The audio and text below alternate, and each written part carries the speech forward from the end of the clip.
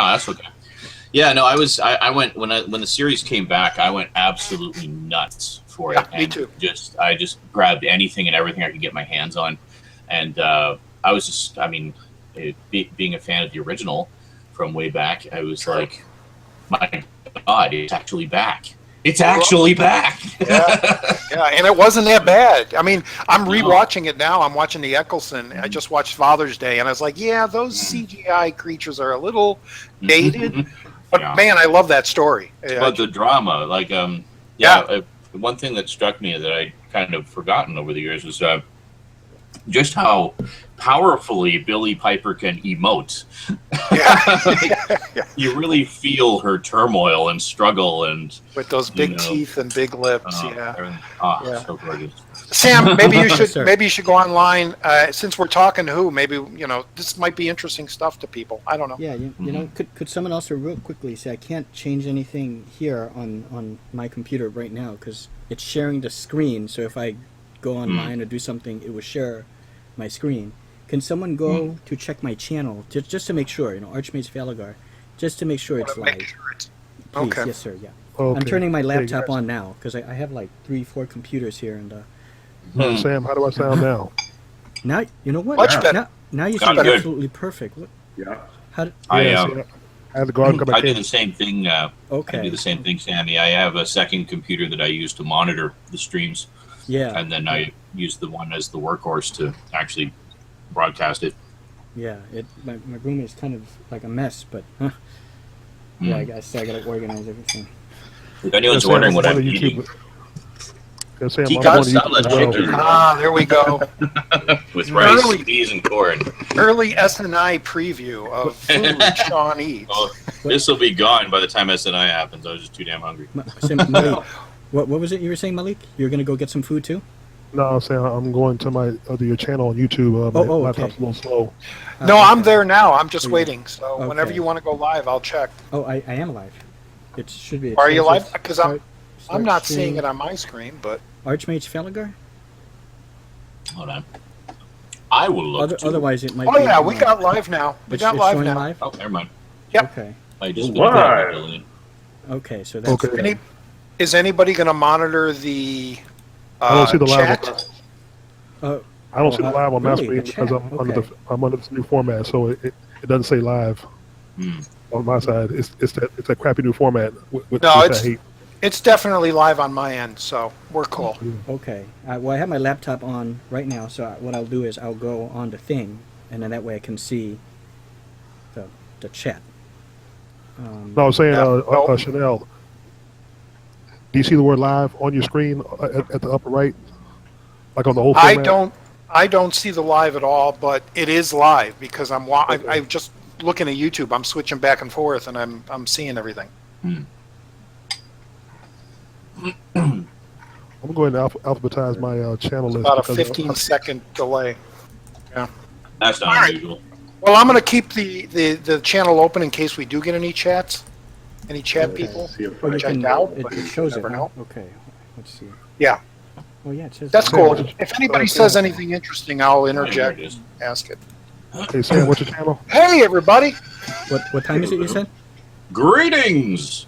Great. I can tell the camera. Greetings. Right over your shoulder, Sammy. That's your time. Everybody make a crazy Sean face. I was asking Sam, what's your channel name? Okay. ARCH. Yeah, Archmage Falagar. Archmage Falagar. By the way, Sammy, I know you're watching my playthroughs, watching for it, and I'm so sorry that I didn't take note of which one it was. Did you ever find the big shout out I gave you? I was looking through everything, and I was clicking around like crazy in all spots because I wanted to comment on that first, and I could not find it. Send them the time code. Send them the time code. I would. I don't remember which video it was. I've done so many. I'm grossly behind on your Let's Plays, so I apologize for that. I fell behind. That's okay. No worries. I crank out so many. I don't expect anyone to realistically have enough hours in the day to watch all of them. Okay. Yeah. But I'm pretty sure it's one of the Fatal Frames, but I'm not 100% on that. I'm pretty sure it is. Yeah, the last one I saw was you were taking pictures, and I think you had just gotten the camera, and then you were taking pictures of like the ghosts, and you get like points or something for it. Yeah. Yeah. Okay, so you probably still have a couple episodes to go then. Okay. Yeah. Yeah, Sammy, I watched your last Fallout, and I'm fascinated by that game. I want to play that. It looks immense. It's huge. There's so much, and if you see something from far away in that game, you know how it's like first person. You see something like mountains or big buildings way off in the distance. It's not just a background. It's not just like a backdrop or something. You can like actually GTA. Like GTA. You can actually get to it from point A to B. Yeah. It's fantastic. And then I came across. Excuse me for not knowing about this, but I came across Far Cry. How good is that game? I don't know. Because the last, I think it was Far Cry 4 or 3. I was watching someone play, and I was like, "This ain't this pretty cool game." I really liked Far Cry 2, which is one where you're off in Africa and you have to find the jackal. And there you go. Yeah, it's really good. But it's all it's Far Cry 3. Yeah. Yeah. The interesting thing about those is they're all sort of standalone games, so you don't need to have played the others. You can just kind of jump in whichever one looks interesting to you. Is 2 the one that starts where he's like drugged up? Is that the probably. One I think so. Yeah. It was really cool. Yeah, I really enjoyed the second one. It was basically like a pretty open world for the most part, and kind of like GTA in that respect, but all first person, and it had a really good story to it as well. You fight dinosaurs in there too, right? Not in Far Cry 2. That's the. I think you're thinking of Far Cry Primal, the new one. Okay. That one takes place at like the dawn of man. I like that. Wow. And it looks amazing from what I saw. Yeah. Yeah, I don't know. Oh, like I said, I think it was the latest one. It wasn't that one. No, you'd know if it was that one. But the graphics looked like it was remastered. It was very. I don't know what the term is. The engine looked very much like Dead Island or GTA or first person stuff. I think that Primal one you're talking about, I think the beautiful Gary G have actually played it, and she did a little gameplay of it. I remember her. I think she was like riding like a dinosaur or something. It's like a prehistoric. Wow. So do check that out. No, that's Gary G from Gary G Reviews and Gary G. The beautiful Gary G. Yes. Oh yes, the beautiful, vivacious, sensuous Gary. Yeah, you said it, brother. Absolutely. Hell yeah. The funniest thing is I just stumbled on her channel unrelated to like almost any of you guys, I think, and it was like I sent a link to Toddy Walnuts, and then I noticed, oh wait, everybody's subscribed to her. I thought I was doing something original here. What have I been missing all this time? Yeah, exactly. This was just like 3 weeks ago, so pretty new too. Hey Sam, since we're pretty close to the beginning of this, do you want us to all introduce ourselves? Okay, yeah. I'm not a leader. I'm just here. taking the note. I'm just taking the note from SNI. You know how they do that. It's nice. Okay, so I'll just say, hey, hello. I'm Archmage Falagar. Yeah. Okay. Are we going clockwise? Because I can't tell. I think everybody just go. Just kind of like just jump in. Go on, Tony. I'm Tony, aka Dale Rontry, aka Indy Phantom. Here in Charlottetown, Prince Edward Island, Canada. Yes. I'm Roger D, Channel Downstar and Downstar Gameplay here in the beautiful, cold, hot, multi-climate Illinois. Windy City, yes. Malik? Okay, I'm the Professor Malik X, calling in from just in time. The Richmond, Virginia area. My channel is primarily wrestling. But I do like movies and comics and some PS3 games, which I have here in the background. Yes. Which I will show in a minute. Yes. Cool. And I'm PewDiePie from deepest Sweden. You got to overact, Sean. You can't just do it that way. PewDiePie. I'm actually Zaranizer, but most of you probably know that. So. That would be an interesting topic. Which YouTubers really annoy you? Well, we had an informal conversation about certain, I'm not getting specifics, but certain types of approaches to YouTube that some of us don't enjoy as much. But like I say, I probably subscribe to like just about every type of YouTuber. It's just sort of what I'm in the mood for. If I'm just brushing my teeth, I can listen to just about anything. But there's certain moods, you know. That was actually kind of I thought kind of an interesting thing. Like I'm curious about how you guys watch YouTube. Like, It's interesting. do you just kind of do you go to one channel like your favorites? Do you go to your subscriptions of the day, let it stream through? Like, how do you guys watch YouTube? I'm really curious about that. Before we begin to answer that one, Crook Dog, I believe you got to do your intro. Oh yes, yeah. So, Crook Dog? Actually, I'm not here to here for we the go. whole stream. I'm here Okay. for a cameo apparently. Oh, okay. Yay, cameos. See you guys. Just here for a cameo. Okay. Welcome. But don't you want to mention how you do Let's Plays? Yeah, I need a new laptop. The old one is broken. Okay. Right there. That laptop. Right there. Thanks for coming in, though, for as long as you're going to stay for. So thank you for that. Appreciate that. If you ever start the game. Ah, okay. Are you on your phone or on your laptop? I'm on my tablet. Tablet. Oh, tablet. Okay. Yeah, a tablet can be really slow. Yeah. Tablet. Yeah. Watching YouTube, I watch most of my stuff at work. I have the list of all my people I subscribe to. Not every single one, but a lot of the ones I need to watch every day just to look for new content. And I just go down the list. And if there's a new video, I watch it. Then I move to the next one and go down. Very rarely do I watch anybody here at home. Although this afternoon there was a live gameplay by a guy called HFD Gamer. He was playing Outlast, another section of that, so I watched that live and was commenting and helping him out. But other than that, it's usually at work. I usually don't watch live stuff. I watched, just what people have posted. We get a little dog cameo. Puppy! Doggy. Hello, doggy. Okay. I wish I could Who's watch next? YouTube at work. That'd be wonderful. Yeah, when you do a security job. Well, I don't know if There you go. I don't know if you saw the Road to Perdition set stuff, but security is like one of the cush jobs you can get if you're not in a dangerous area and you're not armed. You're basically just sitting around doing anything, just wasting time. And Nice. where I'm at now, I'm kind of a concierge at a condo building, so Oh. it's more concierge, get the tips, help the people than it is security. So for 8 hours, you sit there, and I got the laptop, and I just watch videos all day. Oh, So- that's Cool. sweet. Yeah, a friend of mine used to do security at like an old folks' home, and and he said it was so boring. He was graveyard all night. They were all asleep, and Yeah. he said so he would borrow Doctor Who novelizations from me, and he'd bang off like 2 or 3 of them a night. Oh, nice. Yeah.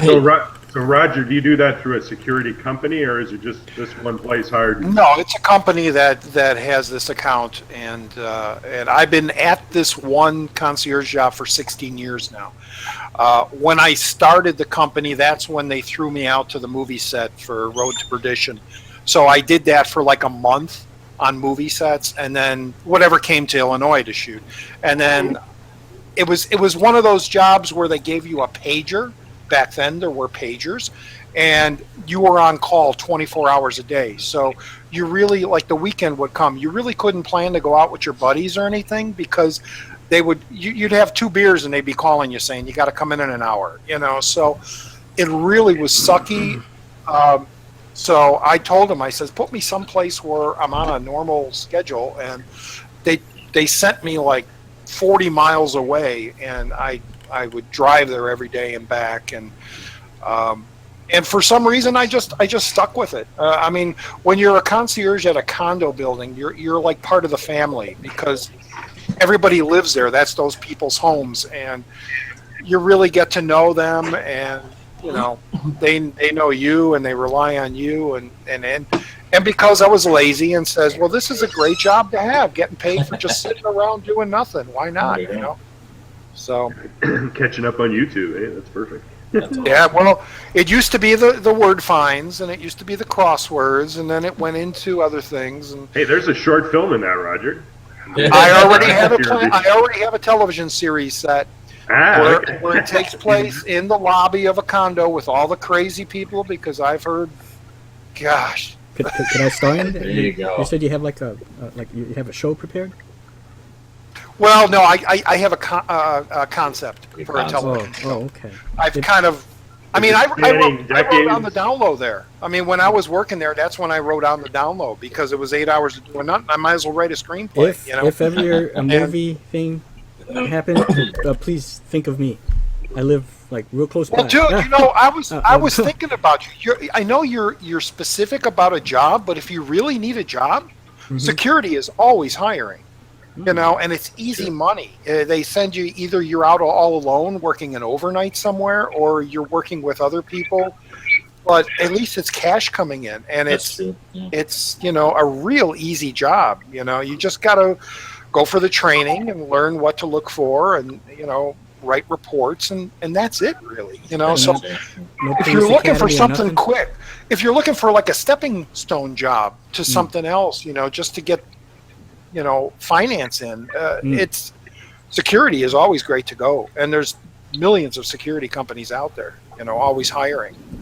The turnover rate is very huge because people get very bored very fast, and then they start screwing up. There you go. You can be paid to be bored. Like I mentioned in one of the Retro Roger, the Road to Perdition things. The reason they hired me is because the guard they had there before had a girlfriend, and they would screw in the car. And they got caught, and they said, well, we need another, you know, someone else out here, and so they, you know, sent me out there. Hey, that's not like fun. Oh yeah. Unless somewhat less promiscuous for this job. Not that I wasn't. It was just I wasn't married at the time. And, I think that's pretty awesome, but it's sort of like those museum guards. Like I assume they kind of, it's a little hard on the feet maybe for sometimes some of those guys, like in those type of ones where they have to stand in the same room and look at the same 3 paintings for like 4 hours at a time. I did that at a downtown condo. I don't know, was I talking to you guys about Above the Law when Seagal's movie came into one of the condos or one of the buildings there downtown? Yeah, that was a job where you had to stand for 8 hours. You know, you couldn't sit. You just had to stand in one place and watch things, and that was pretty murderous, you know, after a while. But yeah, it is what it is. It pays the bills. Exactly. I think it's appealing, actually. I like that idea. Yeah, so do I, actually. Definitely, because I find that being in the customer service industry, it's easy in some ways because, you know, I happen to be very good at it, but it wears you down. Yeah, the patience just slowly gnawing away at your soul. But it's like, you used to work at a Future Shop, right, Sean? I did, yes. I worked at Best Buy, and then I worked at Future Shop. Then the Future Shop I worked at turned into a Best Buy. Wow. But didn't you work for a cable company at one point? I did back in the 90s. Wow. Yeah. When we still had to send a truck out for everything, so it's like, oh, you want to add some channels? Sure, we'll see you in 3 weeks. Get that little nipple thing you plug in there, and there you go. Yeah. Yeah. Nowadays it's just a few mouse clicks, and it's like, they working? Okay, good. But yeah, I did that. I did installation, and I was actually the head of the community programming department there for a while, and that was fun. Yeah. But, and that was actually another nice cushy job where I didn't really have to do much. It's like, okay, time to put on Selkirk Community Church. So put the VHS tape in and hit on air, and there we go. We're good for another hour. There's the first topic of the night: cushy jobs. Yes. Cushy jobs. There you go. I remember there was this one cranky old coot that would call in if I was 1 second late putting on the House of Commons, because we would air the House of Commons for like a couple hours every day, and yeah, he got so ornery. And then sometimes we'd have shows that would preempt it or that would come on and override it because that was the contract we had for those shows. And boy, did he get pissed. It's like we had this one, it was called Homework Hotline, where basically it was this live show that would go on and, kids could call in with their homework questions and then the tutors on the show would help them and air their questions and stuff. So, so one day it came on while House of Commons was originally supposed to be on, and there's nothing we can do about it. We can't override the override. So, this guy calls in and he's like, "What the hell is this homework hotline thing? People want to learn stuff. They should just go to school." It sounds like a public access channel you were there. It was. That's exactly what it was. Okay. Yeah, but we didn't really produce a lot of shows because it was just a small town and not anybody in the town really had any interest in. I mean, I would make promos saying, "Come in and make shows, please," but nobody ever did. And occasionally we'd film community events. And did you ever have a Dr. Steve Brule in there? I wish we had public access people like the kind you hear about, but no, we had nothing anywhere near that interesting. No Tim and Eric, No Tim and Eric. No UHF, Weird Al. No MST3K. Yeah. It's like, yeah. I see. I watch UHF and I think, see, this is what I wanted that job to be. I always just like the idea of discovering a channel like that. Like back in the day. But the closest thing we had was something like from Maine Broadcasting. We used to get the Great Money Movie with Eddie Driscoll, which came on after school, and he was a minor celeb because he would dress up and stuff for Halloween and that. But it was so cheesy. It was like really old public access movies, some which were very cool. But what the gimmick was, he'd flash. There'd be a secret word that would flash halfway through the movie, and if you called in, you won like $20 or something. Awesome. Yeah, it was pretty good. I'd love to find old torrents of that, actually. I'm sure they're out there. Oh yeah, everything like that is preserved somewhere. So there was so little actual work to do there that most of my time was spent doing videos. Like much of what you'll see when I get back to doing the MMC retro videos, you'll see lots of footage done from the public access studio. Because I say studio, it was basically a room with an Amiga computer and an editor in it. But I did so much stuff from there because there was just nothing to do during the day. I'd do my promo videos, like come and make shows, and then I'd be good for like another 3 months, and then just get House of Commons on, get Homework Hotline on, and all that. Sean, you brought up your retro videos, and I hope you don't mind, but I got the idea for Retro Roger because of yours. Digging up all the old videos because it's great. I, like you, were always recording back in the 80s with the big camera you had on your shoulder, and I was like, all that footage is just sitting back there wasting. Well, exactly. Why not do something? Put it out there. Yeah. Yeah, that was my thinking exactly as well. So when I started doing Multimedia Chronicles, I was like, I've actually been doing this kind of thing for years with video letters that I would do with my friend Jason. It's amazing the stuff you saved, though. Even the old, what's the original, what is it called, dude? The chat, the video chat. Skype. The video, like from Stickam? Stickam, yeah. That you saved all that stuff. That's amazing. I wish I had more of it. There was I used to do Stickam all the time, and by the time I sort of figured, because right from the beginning I was trying to figure out a way to screen cap it and save it, but screen capping software was kind of crappy back then, and like when I did those Stickam Archives episodes, I had to do so much tweaking and fixing and fiddling with that old footage to make it work, put it in sync and stuff. And it was in like these obscure formats that I had to find codecs for and stuff. And I really wish I'd recorded more of it because there was some just priceless times in there. Like I remember, in particular, the fun thing about Stickam was that it was public chat rooms. So you'd be, we have this little hangout here, but this is all, invitation only. You can't come in with the link, blah, blah, blah. But with Stickam, anybody could just wander in off the street. Hey, Roger, don't forget that. Google, infamous Google. Batu. Open air with Batu. So Batu came in. I don't know who I am. Where So am I? we got so many just random people. We would occasionally get raided by 4chan. We would have I remember what was it? This one night, it was just one thing after another, and it was, and I loved it when our rooms would get raided because it made it just random and hilarious. And so we were all sitting there just doing our usual chat, blah blah blah, and then this guy comes in drag. Oh my god! He kind of looks like Marilyn Monroe, and he's got this slinky low cut shirt on, and he starts singing the "Happy Birthday, Mr. President" song, and then he just rips his shirt off, and all of us just died. It was so random, and then he just disappeared. We never saw him again.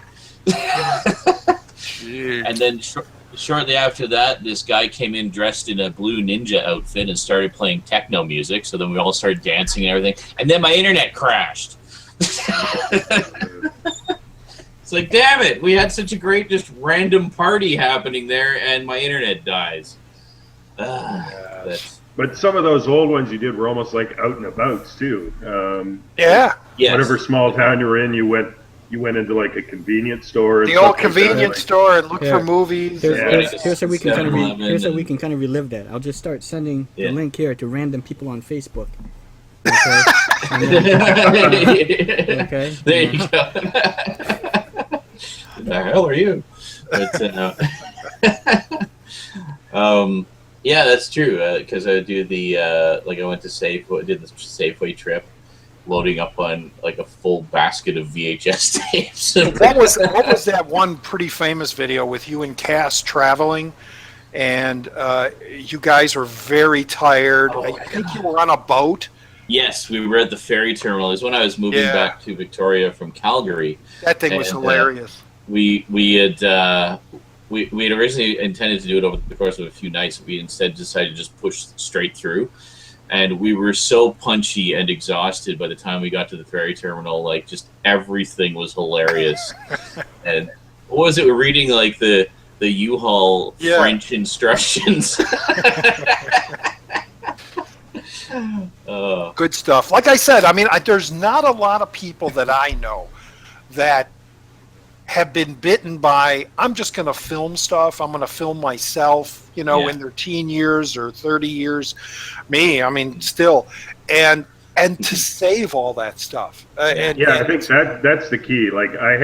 We used to go out in high school, and I had a lot of videos saved for a long time and made some mistakes where I'd lend them to people that were in the friggin' things. Some of these were even things that we tried to make into short films and stuff, but I'd be curious to see how much I actually have left. It would all be from 8mm to VHS kind of stuff, and most of those guys I've totally lost touch with. But what I'd be most interested in were just like Sean did, a few of those where I went into convenience stores that had video sections. And I remember running there specifically. I can still see the shot in my head, but think about the archive material. I just like the on those shelves. Yeah. Well, it's a little snapshot of the past, you're looking back in time, the way things were, and that's, my philosophy, and maybe this kind of maybe a little bit obsessive about it, and why I have so much of it saved was, I would record things to archive, such as TV shows and whatnot, and I would occasionally record over something if I needed the tape or whatever, but I would never record over the whole movies because my philosophy was very simple. This will never be repeated. Yeah. This isn't like a TV show that'll be on again someday. If this is erased, this is gone forever. So I just kind of kept that philosophy in mind and just kept everything. I've literally got videos dating back to 1981. Wow. I was 9 years old. And what's weird is you had that thing in your mind just like I did. It's where nobody's probably going to see this, but you still played to the camera. Yeah. And it was just a weird thing, and you would show it to your friends and you'd laugh and that, but like I said, to actually save all that stuff, and I'm so glad I did. I'm glad you did. I was going to say, what's cool is you, Downstar, and Z-Man are the two guys that I know of, can think of immediately that do that have the old footage, kind of home video stuff, and then the archive stuff, and then you upload it. I love that. Yeah. Well, I thank the Z-Man for giving me the idea to dig those all out of the archives. They say imitation is the highest form of flattery. So there you go, my friend. No, to me that's always been my favorite kind of compliment when somebody says, "Hey, you inspired me to do something." Yeah. You know, and that's like that's the biggest compliment you can give somebody, I think. I hear that a lot about you, though. There's quite a few YouTubers out there that bring you up saying, watching the Z-Man is what made me want to start making videos. That's awesome. So that, you know, and you got the legacy. You've been out there for a long time, you know. Over 10 years now. Yeah.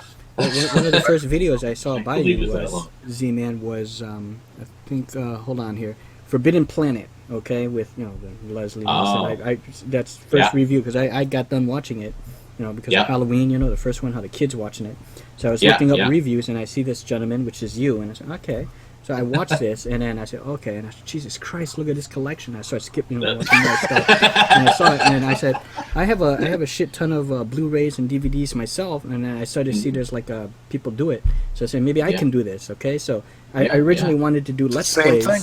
Yeah, I wanted to do Let's Plays before, but I couldn't do it back then. So I figured, okay, if I want to do this, at least I can start off with this. So I kind of do it, and now I can do Let's Plays both. And so it was you for the films that kind of got me to doing this, and then Gix and Nagi Dal were the two that kind of inspired me to do the Let's Plays like so many years ago. Yeah, your background shelves of movies is what inspired me to do this. I remember writing you a year or two ago saying, "What shelves do you got?" Because I want to do that. A lot of people ask me that. What kind? They look like they would work perfect for video, for DVD and Blu-ray. And they're double because they're bigger Double shelves. rows. So, yeah. Yeah, a lot of people, I think Skin Slip and Stoudman have the single row. Like, they actually got the ones that are dedicated media shelves. In my case, I just bought bookshelves, basically. So, like the two big ones, which are over on the far end there, those are from IKEA. I think that's what they call it, the Buddy or the Benny, or I don't know. Anyway, it's one of their big, like, famous shelves. The other ones with the shelves bowing are the cheap, crappy ones from Walmart. Of course. But every couple months, you flip the shelf to get the bowl back. I would if it was painted on both sides, but they only paint the top part of it to save money, I guess. But, jeez. So yeah, the IKEA ones are on both sides. I could flip those ones, but yeah. No. Hey, who only sees it? You, right? Well, exactly. Yeah, you only see where I put the camera, so I hide. Like you don't see all the disaster on my floor most of the time. Just showing the shoulders up, And I kind of have to ask, what are in the 4 bins to your left there, or to your right? 4 bins. Oh, those ones. What else in there? Oh, let's see where I'm pointing here. Hold on a second. Yeah. Oh, the open one. There we go. Yeah. So that one I don't remember. These two. This one actually isn't open. It's just really shitty focus. But that's actually stuff on top of it. But these two here are actually wires and like video and audio cables stuff. I have so much I need 2 bins for them, and that's after paring them down a bit. And then over here, this is actually 2 bins of Halloween decorations. Okay. I've been working on that for the for the corner stuff. Yeah. Actually getting a little bit of money today. I might pop over to Shoppers and just see if they've got their Halloween stuff out yet. So we shall see. Real quick, Cool. why don't we start also talking about the the stuff like what we grew up with, TV shows and cartoons and stuff like that, like stuff that we have memories of. Because I know Malik probably has some stuff too. He kind of went away for a little bit, but sorry, I just have to. I have to check something. I just realized what time it is. I'm supposed to be meeting the person who's giving me money. I'll be right back. Okay. Go get your money. Okay. Well, I think I'll be more with Indie Phantom here because we're closer to the same age with the shows we watched growing up. Because you guys, Sammy, you and Sean are pretty much, kids of the 80s. So you were watching those shows, and by that time, I was like, these shows suck compared to what we watched, Well, I think Sean is 2 years younger than me, and I think that Malik is a year younger than me, because I'm 1970. But the stuff I remember is late 70s, early 80s, like depending on. Are we talking just anything in general, I guess- or stuff? Have you ever watched Gilligan's Planet? Oh. Gilligan's Island? I've watched. No. Planet, Oh, the cartoon Gilligan's show. Planet. I don't know that one. It's There was a cartoon show. Yeah. based on Gilligan's Island. You're saying? Yeah, Gilligan hit the wrong button and they ended up in Lost in Space. Oh, you're talking about Gilligan's Planet. Yeah. I remember that. What year would remember this that. be in? This be Oh, Saturday gosh. morning kind of thing? Late Late 70s, I don't early remember that 80s. either. Yeah. Okay. I don't know. I that vaguely, either. I remember I'll there was a look that point up. where all these primetime 70s shows were getting turned into like Yeah. morning shows, from Dukes of Hazzard to Happy Day of the Funds and I all think that there was stuff. a Brady Bunch one. Yeah. Was this Well, Gilligan's John, Planet? you've got a Remember huge the Brady Bunch collection of that stuff, Is right? this a cartoon? Gilligan's Planet? Yeah. It's Yeah. a cartoon? Yeah, Okay. it's an animated Don't series. remember. I had never heard of that. I never. It knew was was only Gilligan's like one Planet season. until now. Yeah, it was one of those bad. Did they cartoons. cross over with the Harlem Globetrotters cartoon? Like they did on Now the Live? Brady Bunch. As I recall, Yeah, it the didn't Brady have Bunch much of the original cast doing the voices of the characters. That was kind Right. Yeah. And of course, the TV movie Gilligan's Island meets the Harlem Globetrotters. Oh, I remember that. Yeah. And they were fighting. They had to play against like robots. Yeah, a robot or something. Yeah, I remember that. really I love- bad. And they had to hold up Jim Backus because he was so old he couldn't do anything. It was so sad to see him in those Yeah. last days. I love the cyborg fetish of that era. That's what I mostly remember from my childhood. I mean, it's, no, Everybody I'm was serious. cyborgs. Cyborg, like I remember my- the Brady Bunch cartoon. Oh, Oh, you do? I have that. The $6 Million Man. I have that. What yeah, is I that? love Oh it. yeah. Speaking of which, guys, I'm in my Yeah. room. So Okay. here we go. First background Also, shot. Phantom, what was that you were showing? Oh, You're sorry. showing a It disc was. of something? Well, we just got into the robots. So my two favorite shows growing up at that time, probably when I was 7 or 8, were actually I think the Bionic Woman. I actually, Okay. Oh yes. Sure. I actually Wow. preferred that to even $6 Million Man because Oh, the Bionic fembots, of course. Wow. Oh yeah, I remember the fembots. I Fembots of Las Vegas, baby, my favorite episode ever. You're a fembot. See, I never heard of the Slow thing, motion. but I remember the forgot all $6 Million about Man and the Bionic Woman. But hey Sam, here you go. Here's a portion of my Holy collection. shit. That's just You got some good stuff, partially. too. Nice. Yeah, I got wrestling. I got most of them are comedies, dramas, wrestling, westerns. Over here now is the mother load. Hold on, I got to disconnect the laptop battery. Here's the We're mother doing load. tours now. Blu-rays. There we go. Oh, here we go. I got the Oh, screen I think you have collection. to lower it actually a That's little bit. 4. I'm seeing Yeah, bits we're and a seeing Vaseline I thing. got the Vaseline handy. Those are books, but yeah. But I've got movies behind movies. Oh, Yeah. yeah. Oh, Yeah, yeah. I have to do that for my Definitely relate shelves, to man. that.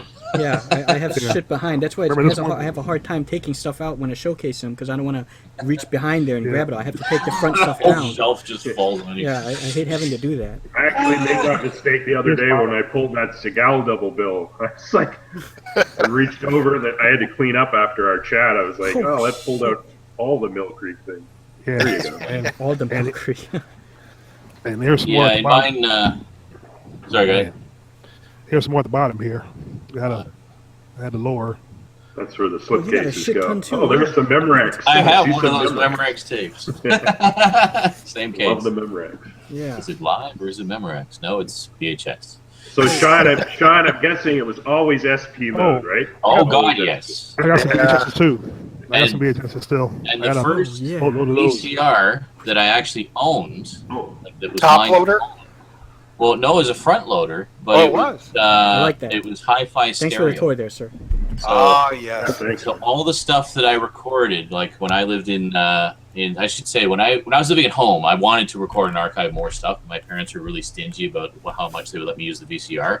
So when I moved out on my own in 1989, I just went recording nuts for a while. I was recording everything under the sun. I mean, I go through some of those old tapes and I'm like, why did I record like half of this cooking show? Like, what was I thinking? Like, and why do I have a 6-hour tape of nothing but infomercials? Yes. But someday they're going to be mean something, you know. Well, what's funny is I actually do have stuff that is those somewhat commercials.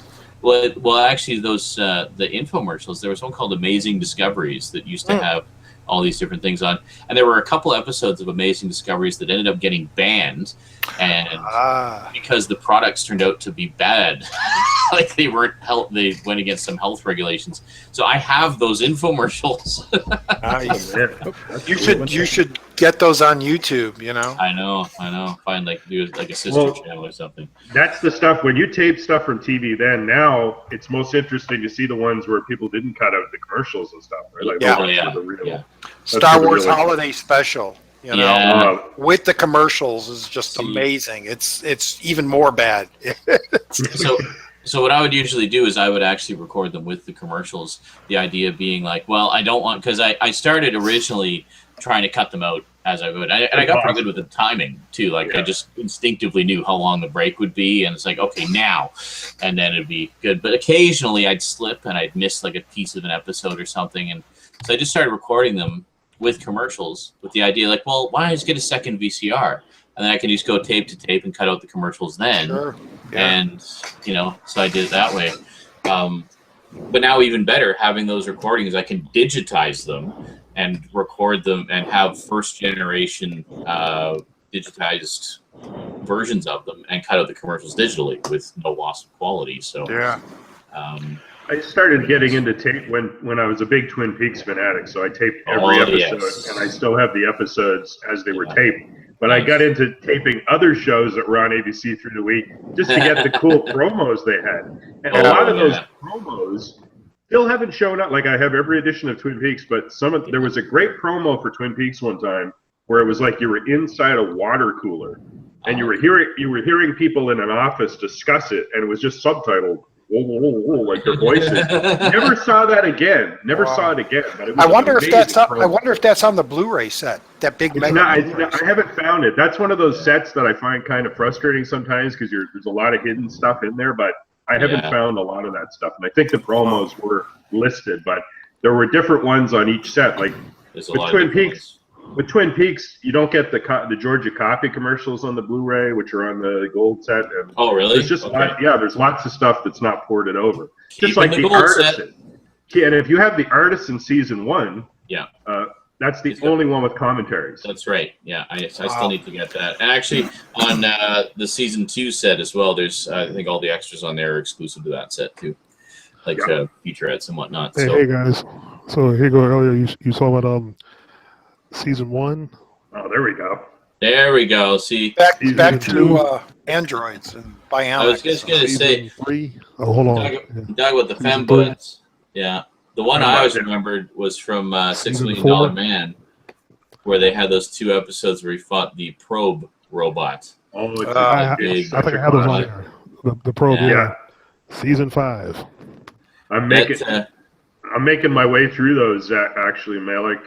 That's why I'm on season 2 again now. Because when I was young, it's mostly season 4, like the Sasquatch and the episode Sean's talking. Oh yeah. I can barely get through season 1. I mean, it's hard to watch because I'm working, but I think I'm on season 2. I got to know. But here you go. Steven Seagal, Above the Law. Oh yes, I could make you. Go. Yeah. Excuse me. I thought you'd bring up. What is it? It ain't hard to kill. What's the one with the android? Or not? No, I'm thinking Chuck Norris. You're thinking Van Damme. Oh, Silent Rage. Silent Rage was good. Yes. I have that too. I have Silent Rage too. I got a bunch of Chuck Norris. Hold on. Yeah, we're talking robots. Man. Yeah, hell yeah. Marked for death. And I think it was Ron Silver, right? He was that doctor who. That's right. He was a doctor, and I think it was his idea to do the thing. Here goes Sammy. Oh yes, yeah. Let's see. Does anyone know why Richie killed Bobby Lupo? Anyone? Hey, honk, honk! What? You're honking at me? You honk at me? You're Under Siege 1. Yeah. Reenactment. Hell yeah. Under Siege 2. Dark Territory. Yeah. Okay. Sammy does that a lot. Reenactment. Here you go. Sorry, I get so excited when I see these. That's the one. Yeah. Glimmer Man. Yeah, so great. There we go. Yeah, Brian Cox was priceless in that Glimmer Man too. Oh, so did Seagal ever fight a cyborg, or was he just sort of one? He fought vampires in Against the Dark, though. Yeah. Well, that was it. And of course, here you go. Fire down below. Yeah. If you guys, if That's you what guys she are, said. If you guys, Hold on, I'll be right back with Chuck Norris's play. I got Force Vengeance, Breaker. Now Breaker's on Force Blu-ray now. Vengeance, Breaker. I gotta That, get that's a that. Steven That's one I Seagal haven't film? seen. I've never heard of That's that one. no, That's that's a his Chuck Norris. Convoy film. That's Chuck Norris's version of Convoy. Okay. Okay. Have What- you wasn't- seen Hellbound with Chuck Norris? That was Wasn't his first movie Yeah, right. White Guys Wear Black or something like Good Guys that? Wear Guys Wear Black. Black. Good Guys And his Wear Good code, Black. Guys Wear his Code Black. of Silence, I haven't which seen was that also one. Andrew Davis, along with like Above the Law, Andrew Davis. You notice how he likes filming in Chicago. Yeah. That's right, Andrew Oh, there's one Davis. movie I Yeah. don't have yet on DVD, even on DVD, Notice I- Force of One. Remember that one? Oh, A Force of One. I don't know if I ever I saw don't- I have know that it. one. I haven't seen that one, but I know But I what do you're have talking Lone Wolf McQuade on Blu-ray. Oh yeah, This- yeah. David this is Carradine. actually- That was fantastic. about. I think I have That was that. That's on Missing Blu-ray. I Action think 2, it's with Missing Action 1 and 2, the beginning. Hold on, I'll be right Yeah. back. Also, I All got those Eye are for an good. Eye on Blu-ray. That just came on Blu-ray. Eye for an Eye. Look at this. Oh, an Eye That for has an a whole Eye, yeah. scene. That has a whole It's scene got that a was cut. commentary. Yeah. It's got a Look, commentary.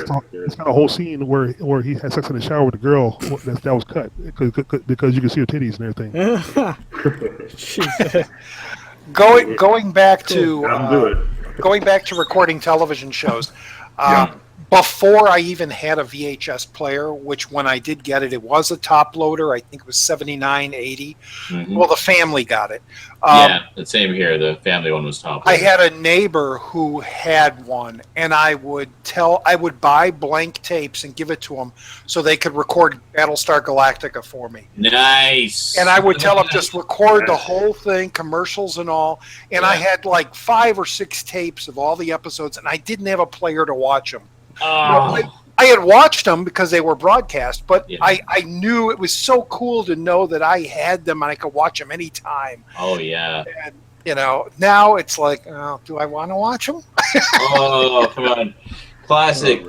Well, now you Cheesy, probably yes, have so the classic. definitive edition on Blu-ray of it, don't you? I mean, I still have. Yeah. I still have. I the, need to. the DVD. I need to get that. Yeah, there's the I definitive ingest edition. consumables. And I think Yeah. I think the Blu-ray one is correct. not Definitive ingest. edition with the red box thing is correct aspect ratio. Yes, if it you has get- both. It has that's both. it. And then the Yeah, other one it's done got- that. It has like a full cutoff thing. And I Yeah, got the other one Lost. is cropped, yeah. I got the Lost in Space one, and they did the Yeah. same thing to that. They cropped in, but you can only get the cropped versions by streaming them, I guess, because the ones that are actually on the disc are the 4x3, Oh, good. As it should be. as it should be, and I'm enjoying it. It's so. I was so You know- glad that with Star Trek and Star Trek Next Generation, that Oh. wasn't even an option. It's No. like, this is a 4x3 show, and that's how we're doing it. You're welcome. And enhanced special effects, and you Yes. had the choice, which I was like that. a great Love- thing to do. Love those sets. So Yeah, much. yeah, yeah. That's- I like the whole first VCR because mine was also a family one. Yes. JVC top loader. Beautiful. If you see the movie Memoirs of an Invisible Man, which maybe you shouldn't see the movie, but you see See it this for Sam VCR. Neill's. See it for Sam Neill's performance, holding the gun to his head. That's No, see it for this VCR because it's the thing that's preserved my original VCR with all its color buttons and a wired remote control. Oh, Wired yes. remote control, which I used. The first thing I taped off, well, the first thing I rented was Blade Runner, believe it or not. That's actually, I'm so proud of that. I'm so Nice. happy that I can say that was my first rental. First movie I bought on Laserdisc. Oh, it was Blade Same Runner? here, actually. Oh, nice. Yeah. My first Laserdisc was the Criterion Blade Untouchables. Runner. Nice. The Untouchables and Taxi Driver Criterion, but the CLV version. Yeah, it was Blade Runner, A View to a Kill, and Sex Lies videotape on Yeah. Laserdisc. Oh, that was Those are my Sex Lies first videotape. It's so three. good. First 3 Laserdiscs that I had. Sex Lies, my second Criterion. My dad got it for me somewhere. I was just so he got it on a trip, and it was all banged up in the box. But I was so excited, I so really excited to wanted- get a Criterion. I really wanted the laser that I never ended up getting it though. But the CLV of Blade Runner was my Criterion of Blade Runner was my first one, Yeah. and a viewer actually sent it to me a while back. I was so happy, like just to have it again. Do you remember on the back of the discs, Sean, on the back synopsis? Yeah. They talked about how the original ending was going to be a shootout in a cabin between so. him and the people trying to get Rachel from him. I think so, vaguely. I remember like that's weird. kind of the forerunner of the DVD and Blu-ray booklets. Was Yeah. they would often have a little essay on the back of Yeah. the Laserdisc sleeve. And there's the call I've been waiting for. Go get your money. Money. Where's my money? All right, guys, I'm back. I can't find Lone Wolf McQuade at the moment, but I know it's here. That's But, cool. Yeah, that's on Blu-ray, right? Yeah, That's I- what I didn't Yeah, get. I have got on the Blu-ray, Blu-ray yeah. of But here you go. Here's a double feature. Yeah, Missing in okay. Action 2 and Missing in Action 3, Braddock. Yes. Now, that- Okay. That's I just DVD. got You have- Braddock from Shout Factory. Yeah. Do you have Missing in Action 1? Oh, yes, I do. Yeah, I don't have it on Blu-ray. But that's 2 and 3 on DVD, but I have 2 on Blu-ray. The Here Lone you Wolf go. McQuade you can get in a triple feature on Blu-ray. I forgot the other Yeah. two, but yeah, that I got Silent Rage. exact same DVD right there. Yeah. The only thing is I on love- the top, I love the Silent top Rage. of mine is kind of sticky because when I was trying And to take Force the Vengeance. sticker. Oh, Force yeah. Vengeance is a good one, yeah. Okay, yeah. Another good one is Octagon. I think that had like a limited Hey, release there you on go. Blu-ray. Missing in Action 1, Blu-ray. Yeah, that's it. It came Yeah. with Missing in Action. Okay, or like 2 or something. All like three that. of them are on Blu-ray, yeah. Yeah, but I think Lone Wolf McQuade Not might all have of been thrown in I with haven't that. seen Braddock 3 on Blu-ray unless I came out. I missed it. Yeah, Braddock here's is out. I got it here somewhere. It's Okay. a Shout Factory.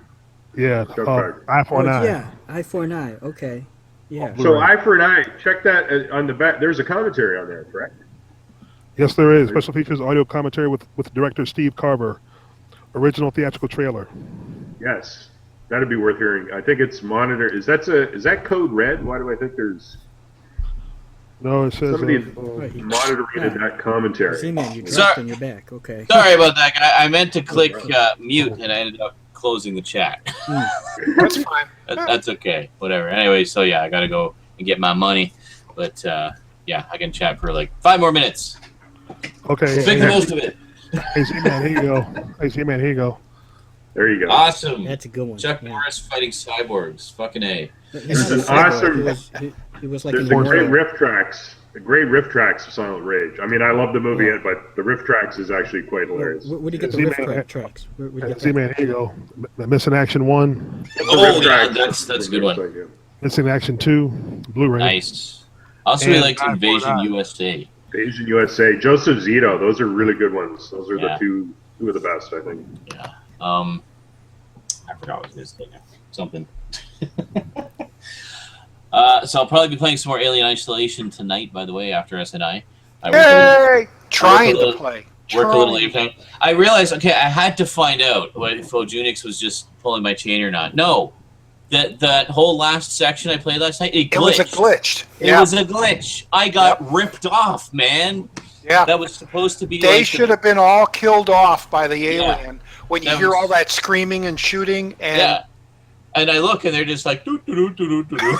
It's like, okay. It sounded more horrifying, but I guess Are they you talking tried, about so- that scene when you have to hack that door with that thing, right? Yeah, okay. to get to the elevator. So, I mean, it's supposed to be, the whole thing's been leading up to this moment. It's supposed to be your big first confrontation with the alien.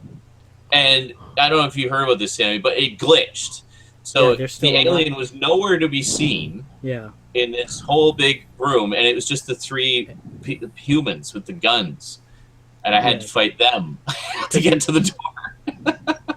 Yeah. And I managed to succeed. I beat them, but I felt ripped off. But, So yeah. tonight I'm going to load up one of my saves. I'm going to see if I can go back do and it proper. hopefully it'll be unglitched. Yeah. Because, It I mean, I breaks want to immersion. have that experience, you know? Yeah, it breaks immersion when that's- something like that happens. I hate that. Well, exactly, yeah. And up to that point, holy crap, I've just been shitting my pants the whole time. It is such a freaking scary game. yeah, but you're now entering into the Joe's area. Oh, Yeah, everybody's saying, With the synthetics, Yeah. which is Oh, that's what the working Joes are. Oh, okay. Interesting. Yeah. Interesting. yeah. Think Ash, you know, So a whole bunch not of Bishop, ashes. Ash.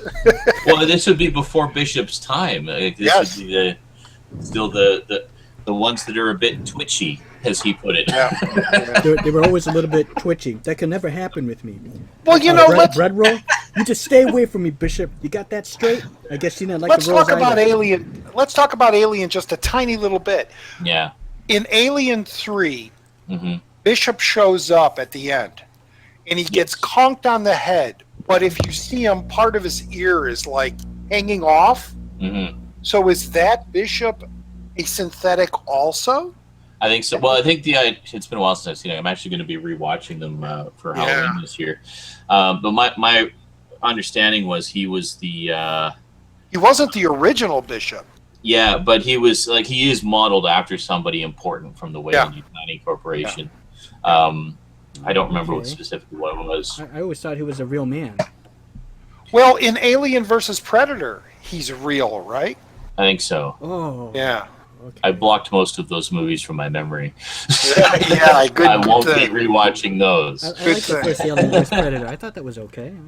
It has that moments. That one was okay, yeah. The second one, the best thing about the second one was Wolf, like the solo predator, who was basically the cleanup guy. Yeah. Okay, yeah. I just didn't like. He was the best dark. part. I couldn't make out shit. It was so dark. The rest of it was just gone awful. Dark, and I just didn't like how they sped up the metamorphosis of the face hugger into the chest burster, and it was like instantaneous. It's like, come on. Yeah, no, there needs to be a gestation period. I mean, yeah. Gestation period. Yeah. Anyway,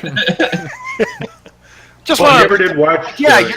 Rewatch you're, Alien 3. It's been a long time. I haven't seen the director's cut either. I've owned it for years. It's not a director's cut. You should see it. Cut. Right. It's the assembly cut, they call it. Right. But, yeah. But honestly, I have seen that one. Only the DVD version. Apparently, they cleaned it up for the Blu-ray. Yeah. But, I prefer that version. Yeah, and I've never seen Resurrection. I've still not seen it. Oh, really? It's okay. These years. The Lone Wolf McQuade, awesome. Oh, yeah. So the there you go. the assembly cut is definitely the superior version. I find it's just the more complete. You know, a lot of the secondary characters get proper stories and such, which are just hit the cutting room floor in the theatrical version. And and then Resurrection. I mean, there's the alternate cut of that as well, which I like actually. It's got explains a few things a little bit better than the theatrical cut. But did you know it was the director of Amelie that did Alien Resurrection? Yeah. Lost City of Children, and he has a lot of his regulars in it too. Delicatessen. Delicatessen. I really recommend Delicatessen. Right. I need to run, boys. My money is arriving on the bus any moment now, and I need to go meet it. So, John, thanks for joining us. Thank you so much. Catch you later, everybody. Take care. Okay, see you Till next time. Sayonara. See you. Sayonara. Later, man. I'm just gonna grab a cough drink here. Z-Man left. Hey, you guys remember this one? Remember this guy, Jeff Speakman? Yeah, Perfect Weapon. That was so great. The punishment must fit the crime. Main title theme, man. James hung in there. The power. And that's What's for the shit. song? That's for shit, sure, huh? Oh yeah. What's the I got the power. Hey, look. Then he's doing This guy was that guy awesome, Kempo, man. This- Kempo. But he only had 2 theatrical releases, and everything else made the video. I don't know what happened to him. I mean, he did Perfect did Weapon, and then I forgot what the other one was. At one time, but it's like he faded away quick. I don't know what happened to him, but he was good. He was fucking 10th bad. degree black belt. I 10th degree black belt in Kempo. I wonder if I could kick your ass. No, all 3 of you. You're joking, right? Full contact, no equipment, no problem. And look on the back. So fucking awesome. Guess who was in it with him along with Chuck Norris movies? Professor hold on, Toru Tanaka. Yeah, Tanaka, that's the guy. Yeah, and James Hung was in there. He was Also the late Mako. He was in it. Mako. Yes. He was at that. Yeah. I found this. This is not even stores. I found it on Amazon. It's not even stores. That's a shame because I saw this in the theater. This was awesome. Isn't that an Olive release? Can you check that? It is. Look at the back. It is Olive, right? I have that one. Yeah. Fuck, man. What it is, Oliver missed my Films are buying chance. the rights. Oliver Films are buying the rights to the old Blu-ray movies and put them on Blu-ray. Okay. Can I still get that though? I don't think I can anymore. I want that. You one can get it so- on. You can get it on Amazon on Blu-ray because it's on. Oh, no, you got it too. What the? Yeah. We're in sync, man. We're in sync. We got the power, baby. Yeah, you you gotta do. pick it up. It's on Damn Amazon. right, you You got the can power. You can't buy it. You just can't buy it in the stores. Oh, but Falliger, here you go. Here's Rob's another on. one from Olive there, Sammy. What is that? The That is hottest Ski action School. ever to hit the. Oh, slot. Ski School! I remember This that. was like $10 on Amazon Prime the month that I had it free from the I American think I remember that Amazon one. Oh, Prime. yeah. It's another Olive, yeah. Hey man, this is Dean Cameron. Lots of great stuff in this. You mean James Great Cameron? stuff. Not James Cameron. No, Kirk Dean Cameron. Cameron. Oh, Dean Cameron. Dean Cameron. You know Dean Cameron. He's from Summer School. the Texas Chainsaw Massacre fanatic in that film. Okay, yeah. He's in a good horror flick. It's an Andrew Fleming one. Shit. It's got Jennifer Rubin in it. Oh, Jennifer Rubin. Oh, you ever see Screamers? Not only Nightmare on Elm Street, like one of them. I can't remember. She was a junkie or ex-junkie. But this is right from that era. It's produced by it was Gail Ann Hurd production. Roger, you're gonna know this one. The Mental Patients, Dean Cameron, Jennifer Rubin. Oh, and the villain is the same villain. What's his name from Invasion USA? He's like a cult leader.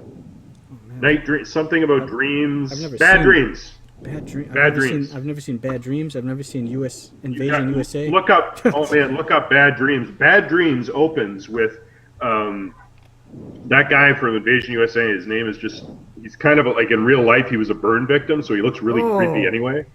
Okay. He's really creepy looking, and he's like a cult leader.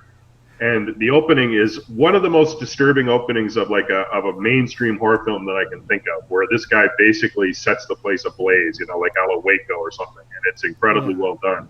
Bad Dreams. Yep. I remember Bad Dreams. Andrew Fleming, who did The Craft. That's the director. Richard Lynch, you're thinking of. Richard Lynch, thank you. Yes, Richard Lynch. I know that guy. Yeah, I remember Bad Dreams, but I never saw it. I remember it. But guys, here you go. Rob Zombie. Yeah. Oh, well, yeah. You know what? Hey guys, I just want to interrupt. We got a comment on our chat from Chris Toria. Chris Toria 2027. Yeah, Chris, why don't you come join in? What are you doing? He just says, "Hey guys, hope you're doing well. Speaking of Alien games, did anybody else play the old Alien 3 game from years ago? It was a hard platform shooter, but so much fun." What is it called? Alien 3 game. It's the movie the game of the movie, I guess. I've never even. I don't think I've ever heard of that. I know the Apple version, Apple IIe version of Aliens. Right. That it's like a third person, really generic. I know that one, and I played that. It's kind of a reenactment of the Aliens film. You go into that robot thing that she was in, and then fighting the Queen. Yeah. Nowhere like Alien Isolation. No, nowhere like Alien Isolation. Amazing. Hell yes. And I'm going to send a thing to Chris Toria. Yeah, send it. Get it. But sorry. I was going to say Richard Lynch. He was one of those character actors that had that. Yeah, he had that acne, I guess, pockmarked face. Yeah, it was actually a burn victim in real life. It was a burn face. Richard Lynch. Have you ever seen Werewolf? It's a cheesy. Isn't he in? He's in Halloween. He's in the Rob Zombie Halloween that now it's holy. Yes. Great. Devil's Rejects. Oh, Devil's Rejects. I remember seeing this at an art house theater in Ottawa, and it was so unusual, the audience, or the theater, for that to show up in. I was so excited because I knew it was sort of a follow-up to House of Thousand Corpses. Yeah. Oh, I got a good sci-fi one you guys might remember with the young Charlie Sheen. Hold on. The Arrival. Yes, that is a good one. The Arrival was great. That is good. Chris actually says that Alien 3 game was a Genesis game. Okay. See, Sega Genesis? I had that system. He also loves Bad Dreams. He thought it was great. Nice. The opening was great. Ask him to I come. watched this the other night. Remember this? Oh, yeah. The Wraith. I thought we were talking about the Arrival. Oh, man. The Wraith is great. I got to get that Blu-ray. Sherilyn Fenn is beautiful in that film. Wait, that's a Blu-ray? No, yeah, Nick Cassavetes. This is a weird little movie, The Wraith. It's like a. How would you describe this, Malik? Before there was Fast and Furious, there was The Wraith. Black Turtle Intercept. Hey, say Chris, check out the look, Facebook chat and click on that link there. You can come join the hangout. Come join us. Think about this. Even Dominic Toretto wouldn't beat that car. That car was bad. I mean, the way he raced him, played with him, and then said, "Oh, playtime's over," and then made the image where he would stop, and they couldn't stop, and basically he took the spirit from the body. Because remember the first guy, Augie Fisher, he took the body from the thing, clean, but eyes were gone. Everything was just, it's like the soul was just sucked from his body, literally. Wow. That was so awesome. The Wraith. Okay, I gotta check that out. Nick Cassavetes plays one of the bad guys. Just look it up. Look it up. Wait, Nick Cassavetes, and it also stars Charlie Sheen, eh? Yeah, Charlie Sheen's the Wraith. And his character's name was Jamie Hackins, but he was killed by these pirates. He comes back as a ghost. I know that name. Sherilyn Fenn from Twin Peaks. She's in Okay. Boxing Oh, Helena. Yeah. Oh, Very Boxing hot in Helena. this. Boxing Helena, is that? I didn't see it, but I heard. Then he chops off all the person's limbs, and so she can fit. The guy can fit her in the box. I Yeah. want to see that. Okay, how do I And watch if you that movie? watch Boxing Carpenter's Helena. Vampires, you'll get to see her pretty naked. I like vampires. Oh, hell yeah. Shirley. Oh, that's Cheryl Lee. Oh, that's Shirley. Oh, yeah, Well, yeah. so, You're right. You're right. But Shirley I Fenn got always nice get tits, them too. mixed up. I get them mixed up. Sherilyn Fenn, as Malik said, she's pretty prime too. And Oh, hell yeah. remember the scene in that the scene in that the Wraith that you got there, where they're in like it's sort of like a swimming hole location, No, right? it's where called they the go Willow kind River. of floating. Yeah. River, yeah. That's Yeah, a weird 'cause scene, but it No, you see a titty. I saw. I'm like, yes. Nice. Yeah, titty. Yeah. it's No, that's It's cool. just I'm one, very, but I'm it's- very It's better than just nothing. one of the I guys. point that stuff out too. It's good. Yeah, hell yeah. You gotta be thorough. But yeah, look, there's the car. You look over here to the side. There's a car. That's a bad car too. Oh yeah. It's a hell black yeah. turbo. That's what he kills him with. And even the cops can't stop him. Oh shit. And look at this. We're Hey. getting a lot of cool car movies like Black Moon Rising and Pristine. Oh, Black Moon Rising. I used to And love. Ma- You know what else Tommy is in this? Jones. Maximum Randy Overdrive Quaid. is also good. This is Randy, If you ever yeah. seen This Maximum is the only Overdrive. role Randy Quaid played I've seen that where he was serious. Because everything else he's done is basically been comedy. You know, because he's in National Lampoon's Vacation sequels. You know, plays one of the relatives. But this is the only role I've seen him in where he's serious. He plays a sheriff. Brokeback Well, Mountain. he was also serious in Brokeback Mountain. Oh, Yeah, and I haven't really seen Okay, all well I that, never but- saw that. I don't want to see that one. That's No. I think that's the one of last. those- Yeah, we know. show. Yeah. Hey, Chris Toria just wanted to pop in and say Please. thanks pop- for the come on in. invite, but he says he's got to run. It's about 2 Oh. a.m. out there in the UK, Okay. so he wishes us the best. Okay. I wanted to Thank you, mention this thank to you, Chris. Sammy before. Sammy, have you seen this? Powder blue. Let me see that. The re- That looks like the Jessica reason Biel. I'm- Is that Jessica Right, that's Biel? why I'm telling you about it, because she's totally naked in this as a stripper. Oh. And that's why I've heard of that, but I never saw it. I've I never felt seen it was my duty to Yes, tell you that. You're damn right it is. Powder Yeah. blue, you can probably get this for $5 online, and it's Okay. it's a good. It's one of Patrick Swayze's last movies. I mean, Really? he's the Wow. he's the nightclub owner. Beautiful look to this. If you Roger and you guys like the cinematography alone, I think it's a really underrated movie. It's it got really horrible reviews. It's one of those ones they just kind of trashed as being kind of I don't know That's for what Blu-ray reason. too. Straight to Okay. video That- type thing. Or it's vinegar. Yeah, it did have a theatrical. Really? It's very much it was a festival film, but the director's Okay. got a real nice eye, and Ray Liotta's pretty good in it too. I was gonna say that's Ray Liotta. Wait Yeah. a minute. Yeah. Wait a minute. Is that Eddie Redmayne? You're right. It is. I didn't even notice that. Sorry. That is Eddie Redmayne Okay. again. So he did some weird roles, like he was in that movie Hick. I don't see his which I name just up there, watched. but Oh, yeah, I do see yeah, it. it now. is up there. Okay, I It's see it. there. Eddie Redmayne. It's like light. Okay. Yeah. Yeah, I think Wow. he's actually the lead. Till you said that, I did not even recognize that because this is a Okay. few years. This must be like 2008. And I can get Just this around for the time. $5. That Blu-ray, and that's American. It's rated R for sexual content, nudity, language, and they're not fooling around. There is some nice stuff in this, but it's If a it's very Jessica dark Biel little. and naked, because I've never seen Jessica Biel naked before, I'm getting it. Yeah, you get it. You get it pretty good, but she's good in this. Actually, it's Okay. or it's with Chris Christopher. Yeah, it's there. You go. That's my recommend. Wasn't Swayze's Thank you last for movie that. Donnie Darko? This was after Donnie Darko. I think Oh, this that was? Donnie So maybe Darko that was like is. Okay. 2000. Donnie Darko Two was or three. 2002 This or is- two. Yeah. This Okay. is 2009, according to. Oh wow. Yeah. Okay. I thought Darko was his last film. All right. That might have been his last really good film, but, well. he's interesting in this. I did like Yeah. quite a bit of. He's got a very different look of Patrick Swayze in this. Hey guys, here's a classic one. It's not a horror or action, but Yes. it's Thank you. one from my thank you for childhood. swinging by there, Chris. And Reform next School time, Girls. Hopefully, God Oh, I willing, love we can not Reform only have School you, Girls, yeah. but also I have that Victoria as same well. That'd copy. be absolutely fantastic, and thank you for the kind words. Yeah, I'm It's so the one proud- prison picture that glad to turns be me part of on. this group too, and you're part of it as well. Oh yeah, I have a That's thing right. for these women in prison films. You guys, Oh, keep, yeah. I'm going to grab a couple. I got actually women. love those. I got Women in Cages. I got the trilogy of that one, and there's. Sam, you remember this one? Remember that Reform one? School Girl.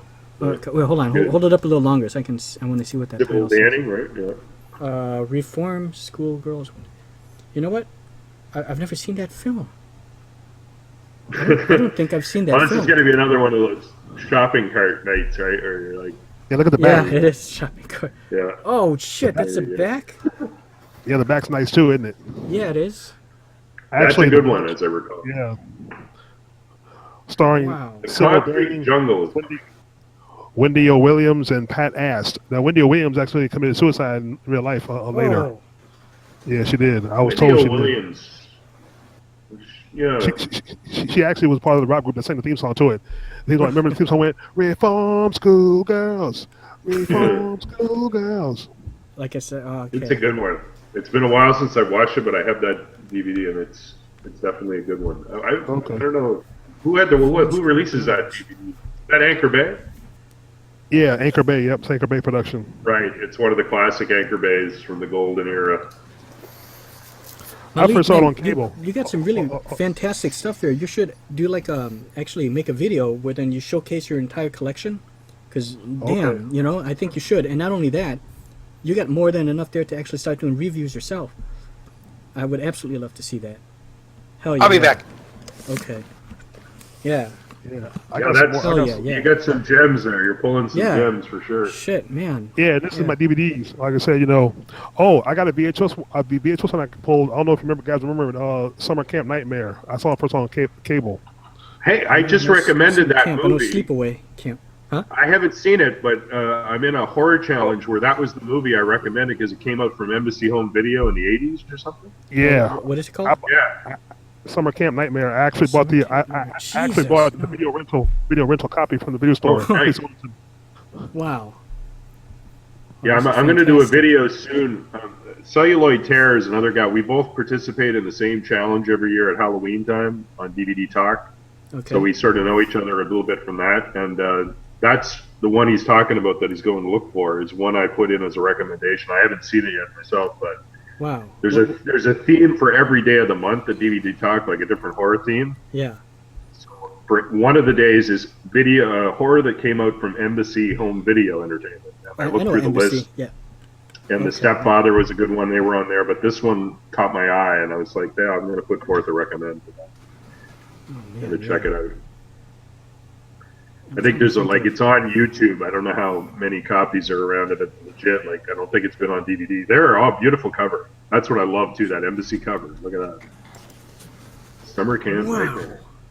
I'm This really shit- looking forward to Look, this shit is like Lord of the Flies. It was creepy. I mean, That's what I heard, man. That's exactly what I Yeah, heard. That's like flies like on crack or something. Yeah. but it's entertaining. Like I said, the guy at the time when I had a video store rentals, it's gone now. Most of them closed down because VHS are obsolete. The guy sold me this copy. Damn. How, So well, first off, can I get that on DVD or Blu-ray? Is it available? I don't think no, I don't think so. I think it's on Not VHS. yet. God Looked damn into it. Okay. This one is only on VHS one. You could probably find it on a DVD, and somebody probably put it on there. But it's probably like one of them, burn. Yeah. Like, I'm okay there's with a Best site I can There's a send site you a called YouTube. ioffer.com, and they put and I think some sellers are able to put VHSs on DVDs by themselves with some kind of machine, and they try Yeah. and sell them, but the quality isn't too good. So Yeah. I've got a Beastmaster 3 like that. but That yeah. could be one down the road that Arrow or somebody will put out because it's a or pretty well like all the Alpha embassies. Films. I like to see Alpha Film Scoop it and put it on Blu-ray because then I would definitely buy it again. Hell I yeah. would just have it on two mediums. Hell yeah.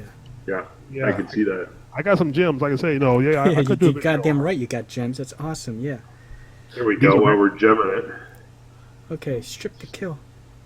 How the I fuck? never That saw that shit- one, but I don't think I I heard ever of it. saw I that remember- either. This is the first film by Cat Shea Rubin who directed Poison Ivy with Drew Barrymore. Drew Barrymore. Yeah. She's And not done only two of that, these strict kill films. Really good film. This is Drew a Roger Barrymore. Corman production. I also thought it was also Alyssa Milano in there too, but was it Alyssa Milano? Alyssa Milano was in one of the Yes. Poison Ivy sequels. She Oh, was in the sequel. second one. Okay, that's what it But is. this is Cat Shea. She was a former stripper and Oh. she became a director. She did the Carrie Oh. sequel, The Rage, but Oh, hey, she did okay. the first two Strip to Kill movies. And this one comes out from Scorpion. If you can track this down, great, because it's got audio commentary with her and the star Kay Lenz, and it's got another one where Roger Corman talks about why he hired her to do this. She pitched Wow. it to him in like 20 minutes, and he's like, "Yeah, We're going to do this. Of course, Roger Corman's going to do something like that. Yeah, Strippers Strip to Kill combined with like the sort of a slasher movie and do it. Greg Evigan. Yeah, there you go. High recommend on these. Yeah, it says a gritty little exploitation picture, and it definitely is. And I even like the sequel better, but the sequel I only have via VHS. That's never surfaced. The one I know is Dress to Kill, and I think that's with Michael Caine. That one I know. Right. Not Strip to Kill, no. Well, the funniest thing, when I was 17, I was in New York for the summer, and this was playing in Times Square. Wow. Right across from where they were showing Harry and the Hendersons. Oh, and okay. But it was one of those, like, Roger, you know this, it was one of those where at the time I was scared to go in there. It was like, it looked like one of the theater from Taxi Driver. Right. And the girl was behind layers of thick glass, you know, or like to the ticket, and I was just a little young to venture in to see it, but I really loved the poster. There were quite a few Chicago theaters in the city like that, where it was like, do I really want to go in this place? And there's homeless people in there, and there's rats jumping over your feet, and crumbling ceilings, but they were the best audiences. They were the best places to see an exploitation flick. You know, I remember the best place to be exposed to asbestos, but. Yeah, right. I remember a Chicago theater, the Three Penny, was like an old discount. Yeah. Remember, I lived there for part of a year in '89. Oh wow, good. So I knew the hot theaters then were like, well, always the what's that, Music Box was great. Yeah. The Fine Arts, which I think is long gone now. Yeah. And the big one where I saw one of Sammy's favorite films was the McClurg Court. Oh yeah, which had The Little Mermaid and Born on the 4th of July. Okay. I saw both of those on the big THX. Like, you can tell me anything you want about IMAX and all this crap. The McClurg Court had 70 fucking millimeter. That was so huge. Yep. You couldn't see all the screen at once. You could turn your head. You could be in the 20th row. There's no matter way how far back you are. Saw the original Star Trek motion picture there, and saw what's his name's Dracula. Coppola's Dracula there. And the sound, the visual, it was amazing. Yeah, it wasn't IMAX, but it was genuinely best, you know. But it was 70. Great. It's what, you know, IMAX passed itself off as 70 mil now. When IMAX started, it was 125 millimeter, and you couldn't put a feature on it. Like the longest you could roll it was 45 minutes. So the 70 millimeters, they eventually kind of went back. Theaters, like some of those ones, those were like palaces. Now, the one that I did not like in Chicago that I wound up seeing a lot of films in was the old water tower in the mall. Oh, the water tower, yeah. I was talking to someone about that the other day. A friend of mine worked there, and he says, "Hey, you want to see some movies? Come on down." And I saw The Jerk, Steve Martin, The Jerk, and after that, we went into the next cinema and watched 1941, the Spielberg film. And then when we came out, he gave me a stack of movie posters that I still kind of have. And he's like, "We're just going to throw these away, dude. You want them? Take them." Wow. You know? Oh, that's awesome, man. I saw Back to the Future 2 there at somebody's jumped on. Who's this gentleman? Is this Eric? I believe that's Eric, but there you go. I was going to say, you need to turn your camera. You know what sucked about the water tower was they had fucking pillars in the middle of the theater, so you'd sit behind. It was like an obstructed view at a Cubs game. Yeah. Sitting behind a friggin' pillar in the middle of the cinema, and they're rinky-dink cinemas anyway. But. Yeah. Hey, Eric. Hello. It's the internet. Hey, what's up, Eric? Oh, hey, guys, I got another one for you. I don't know if you guys remember this one. Deadly Weapon. Look familiar? Oh. Yes. Hold on. Hey, I met the director. Is this the one with the kid with the laser gun? Where the fuck are you pulling this from? Ed Neumeier, right? Directs this. I'm pretty sure it's got the girl from Heathers who died. No, directed by Michael Miner. Michael Miner, sorry, he's the other. Yeah, I got it confused because Michael Miner was the co-writer with Ed Neumeier of RoboCop. Yeah. That's the dude. Also, Michael Miner, isn't that the guy who directed Enemy Mine? Yeah, no, this guy's. I don't even know if Michael Miner's done anything else directorially apart from the one he's showing there. But that one he's talking about is a weird little film, man. It was originally called The Kid with the Ray Gun. Yeah, I'm sorry. I think it's Wolfgang Peterson. I'm sorry. Sounds like Laser Blast. I think it's Wolfgang Peterson. It's a kid who's got a mental illness, and he finds this military ray gun that they lost, and he uses it. Oh, and here's my last one. for at least for you guys remember this? It's a Blu-ray horror movie. I saw this in the theater. Darkness Falls. Let me just say, that I know Michael- that. I know Darkness Michael Falls. Yeah. Miner wrote Yeah. RoboCop. That's right. He's the co-author with Ed Neumeyer. Yeah, all three of them. 1, 2, and 3, and the remake.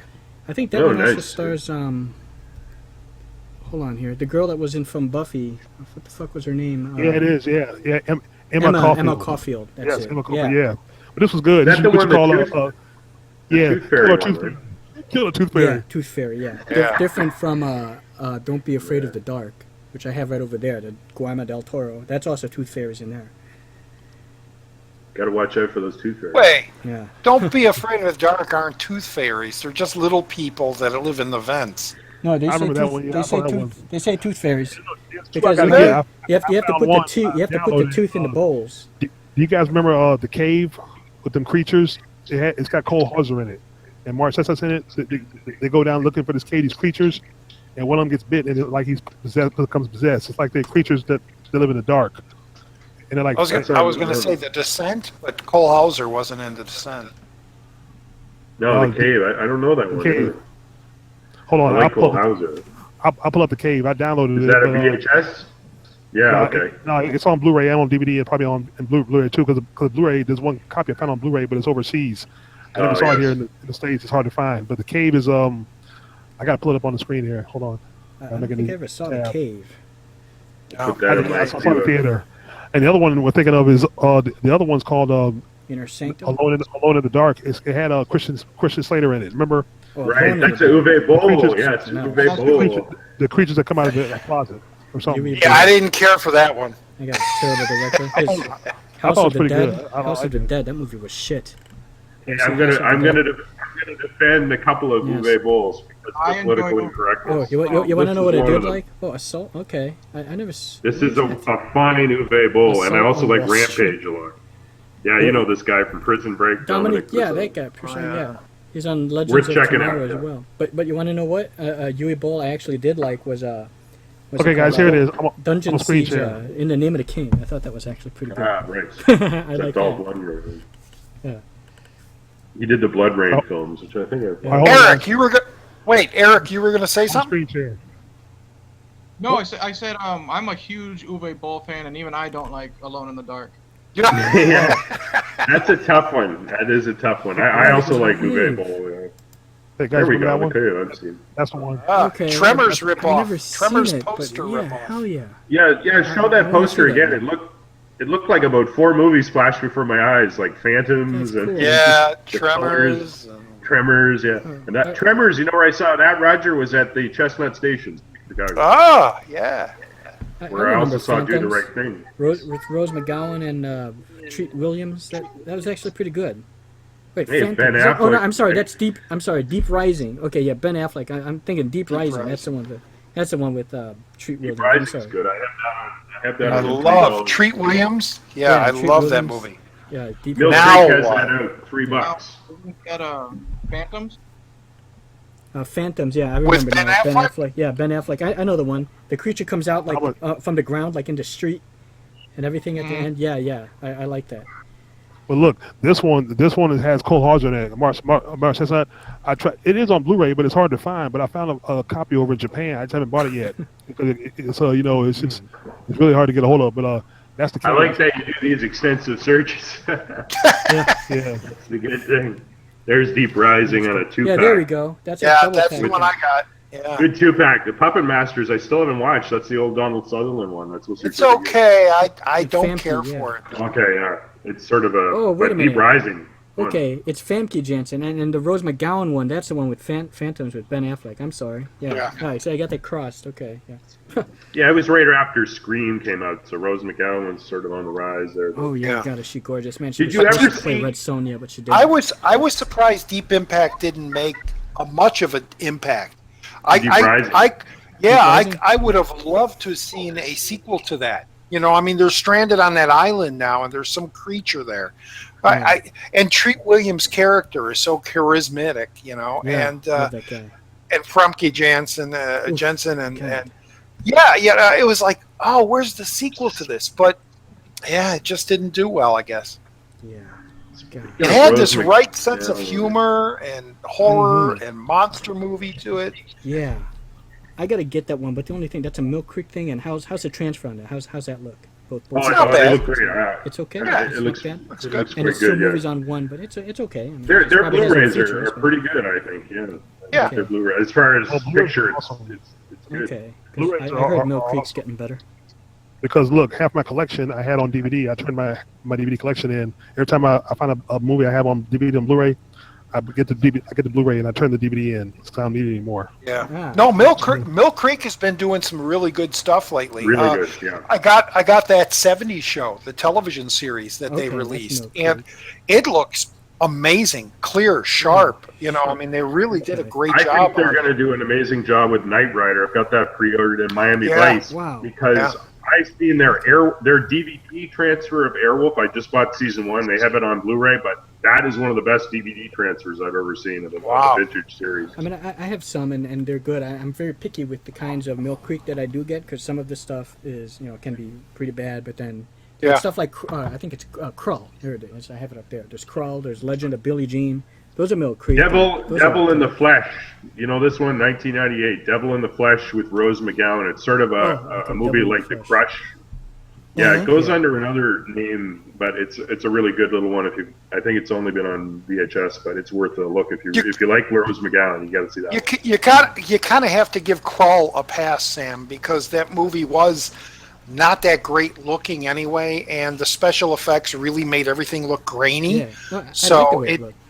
and fuzzy. Yeah, I mean, it looks good for what it is. I mean, I have like Star Crash, Yeah, with Carolyn Star Trek. Monroe, and Yeah. that thing is grainy as hell, but it looks so much better than the DVD. David Hasselhoff. So I like the Yeah, grain like on Star Blu-ray Crash. because that looks like the theater experience. You get a lot of the detail Sure. in that, Yeah, that grain. So that's what some of those transfers really hold up. It's the Yeah. ones where they DNR it to shit that look bad, like yeah, they blur it. I'm Yeah, getting confused here. Is Star Crash also the one that had Christopher Plummer and then as well as David it's got Hasselhoff? Marjo in it. It's like a Star Wars ripoff. Oh, They I'm use sorry. lightsabers. Yeah, I remember that. They're fighting the robots with the lightsabers. I It's at the think end. Joe Spinell is the Joe bad guy Spinell was in the bad there. guy. That's right. Yeah, And what's her name? Carolyn Monroe, I think. Carolyn Monroe. I like that Amazon planet that they went to. With all those hot women. I mean, And all the they were stars, killing them. all the stars were all like colored. Christmas lights. Yes, Yeah, and the ship and they had looked so that space detailed. station Loved it. that looked like a hand, and it would Yeah. close up. I still liked it. Yeah. I mean, I know one of Yeah, them. it's a great cheesy flick, man. It might have been Battle Beyond the Stars. One of them had Christopher Plummer, and it was really weird because Battle Beyond the Stars Battle Beyond with the John Stars. Boy. John Voight. Okay. With John Boy. And then Yeah, Christopher yeah. Plummer, and I get all confused. Battle Beyond the Stars. Eric, you got to make Whitey watch Star Crash. Yeah. Star Crash. Star Now, Crash. do I need to make him watch this because he'll enjoy it or because he'll hate it? Both, because Carolyn Monroe's almost naked throughout it, but Oh, he'll it's still like so it. it's so cheesily bad though. Because he's still mad at you for having a hand in and making him watching the Star Wars holiday special. Yeah, well, everybody needs to sit through that. I don't think he's gonna listen to your request for a while now. Oh, come on, Citizen Toxie, Poultrygeist, come on. Oh, I already have a bunch of Troma films I want to watch. I know. I've got a backlog of Troma I haven't seen, like 2 Blu-rays that I've never seen. I've actually never seen a Nukem High film. I have the first one and that Oh. sort of new one. That's the one I have, the green case one. Yeah. Yeah, this There were, newer most one. of their movies, most of Yeah. their movies came out in the green cases. Yeah, I like those. Yeah. first runs. Yeah, Da-na, da-na-na-na-na. but with trauma films, you got to place your brain in the right place. Oh yeah. Some of them hit me at the right time. Like I saw Toxic Avenger, rented it on VHS. Great double bill. I rented After Hours, Scorsese's. Oh, yeah. And the Toxic Avenger when I was like 16. I'm like, I am in heaven. This is like the perfect double bill. I think this is heaven. Yeah. I remember seeing one Toxic Avenger where I think it was in like the kitchen somewhere of a restaurant. He took the egg beater and he shoved it down the guy's throat. That might be the first one. That's the first That one. might be Okay. the first one. Something about in the pool. Wasn't he like No, a I janitor or think- something? Yeah. Yeah. Use it. Yeah, that's the first one. Okay. He's in the diner, and I think it's like the milkshake machine. That Yeah, he that's shoves it. down the guy's Yeah, he puts Milkshake it in machine. and then Yeah. I remember. throat. He puts the three on top of it. Yeah, and the guy's hands in the fryer or something like that. He put something in the fryer. Yep. Remember that? Yeah. Yeah, And the guy that was doing the great. weights. The guy Yep. doing the weights, and then the thing comes down and crushes Yeah, his skull. I love it. Yeah. Oh, Well, beautiful. one thing was I saw all those. Which movie is this now? before Toxic on Avenger. VHS. Still have Never all saw four. it. I heard of it. Oh, And there's a theater here in town that, like, every 6 months they'll play fan requested films. Like, they've shown Ghostbusters and Aliens and Ferris Bueller on the big screen. And I got to see Toxic Avenger on the big screen, and it was the quality was like horrible because it was the actual film and everything.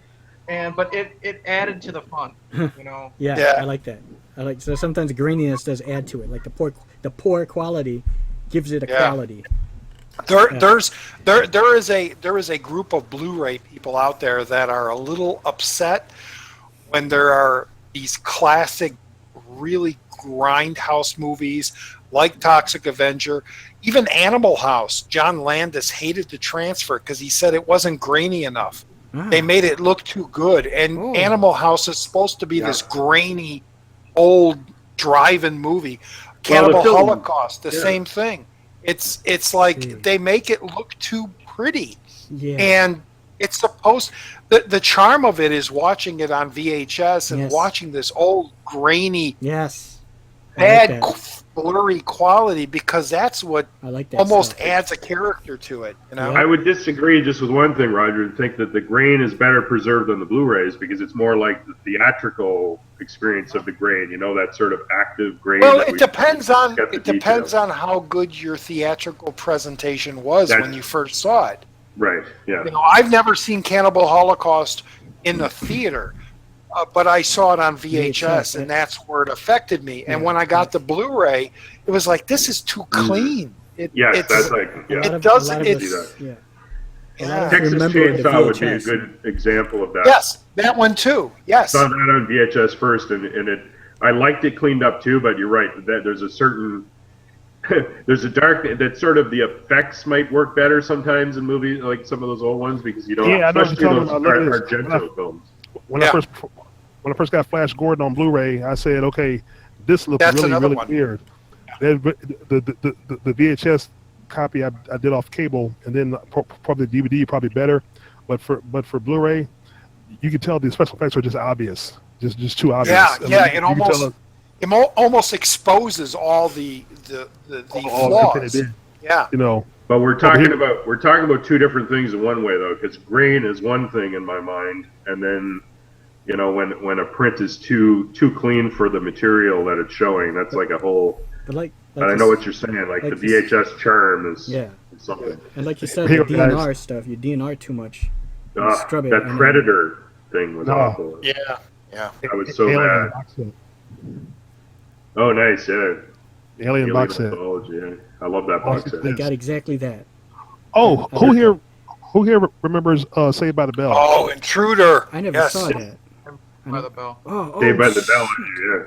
This Intruder, this gives you the best of both worlds because it's got the 2K digital restoration of the director's cut, but it also has a full. What the hell? Somebody dropped. Did somebody drop? No. Oh, No, so something happened. Oh, okay. No, Synapse did a little limited run of like I don't know if you remember this a few years ago. They did the work print. the work print edition, which gives you that all the flaws and everything right from a VHS transfer, and it's kind of nice to have. Yeah. So, it's got numbers on Severin there, has so- done that before. Is Yeah, that- this is is that it was limited? limited to 500, so I got 250, which I thought was a pretty cool number right Wow. halfway through there. That was from in the Synapse middle. special Yeah. order. I like that. Yeah, I'm very happy. I love this. Is one of my favorite. This director, he did From Dusk Till Dawn 2, the sequel, Oh, okay. and he did Hostel 3, and House he's of got a Cards, way shit. with the camera. Hostel 3 is not very good. It's his weakest film, but he still does some of those nice POV shots. Like The Yeah. camera That's work, really the weird. camera work is very student filmish, which I love. I mean, Yeah. like point of view from the inside the a cart. carton. Yeah, Yeah, exactly. And then you have the great gore effects, really, really gruesome gore effects. And then you got the cameo by Bruce Campbell. And He's great. there's an actor, Emil Sigma, who was in almost all of the Three Stooges shorts. He's the guy in there, if you remember, he says, "Hold hands, you lovebirds," in that thing.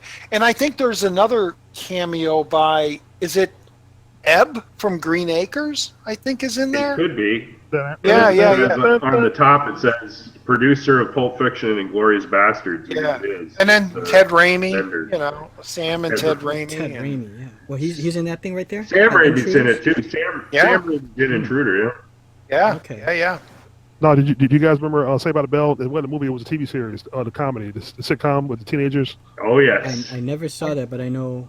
Doesn't it have Okay, see if you recognize her. Showgirls. I have that. Showgirls, Yeah, absolutely. I knew you were bringing Elizabeth that up. Berkley. I love it. I She love used to be that. on Saved by the Bell. Hey, look, when I saw this, I said Jesse Spano never looked so good.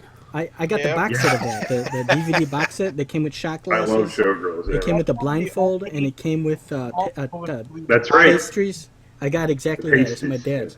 And I always I thought to also have myself, I have I the Blu-ray wonder here what Zach too. Morris and AC Slater would say. I know AC Slater would say, "Whoa, mama." Yeah, no, oh shit, no, I remember. Okay, hold on here, hold on. How's it Wait a going? minute, hold on, Eric. You were going to say something. Oh, yeah. I know Oh, your mic is very quiet. So Yeah, I was saying that is one of the only Paul Verhoeven movies that I've yet to see. Wow, Showgirls. Wow. Oh no, you see you Showgirls you yet, must Matt? see it. gotta Those see classic that, man. lines. Yeah, you Come on, got to see man. the The classic wi- lines. I really The like. wife is away. You need Yeah. to see it now. Oh, you watch it with the wife. It's okay. Yeah, it's like I really like. Hey, Mr. Carver, I really like your music. Hey, I really like Eric, your ass. if Call you saw me. if you watch Saved by the Bell, you're gonna like Jesse Spano in Yeah. this. Jesse man. Spano is nice. Yeah, and Well, I've seen her top to nice. bottom. Any I given like- Sunday, she's nice too. Oh yeah. I like She's something Yes. that Al Pacino falls in love with. Yeah. one That's right. Yeah. 100. That's my favorite sport movie. I Yeah, think it's- of all time. Of all time, I think that's my favorite sport movie. It comes very close to Major League.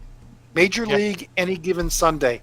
But one's a comedy, one is more serious. But I just, Oh gosh, yeah, it's Oliver Stone. Pacino's speech in that one. I love Oliver Stone. Yeah, and Oliver Stone's the editing and oh my God, the eyeball popping out and all that stuff. What movie It's is just- this? oh. Natural Any Born Given Killers? Sunday. Any given Sunday. I remember I saw that. Wow, I've never. Oh, did y'all ever see the other one? The one that was so controversial that they cut it because some kids laid down in the middle of the street and got killed. Oh yeah, It's a what was crossover that movie. called? Oh, Train Spotting, in it? Was it? No, No, that's It was a football movie. The program. Yeah, like, Oh, hold on. Program. Program. Okay. Yeah. oh, yes, Program. program, yeah. Okay. Omar Epps is in that, yeah. But I think the best sports movie I've seen, which was a true story, I think. Do y'all remember The Natural? Yeah. Okay. Oh yeah. Yeah, the Robert. Yeah. I gotta see Yeah, that. remember at the end That's a with, great. they hit the That's a ball great and all movie. the- Great score. Yeah. Barry Beautiful Levinson. visuals. But because, still, you know, any it given was dramatic. It wasn't Sunday, a comedy, just- like I said. Any Given Sunday, just because of the controversy of brain problems and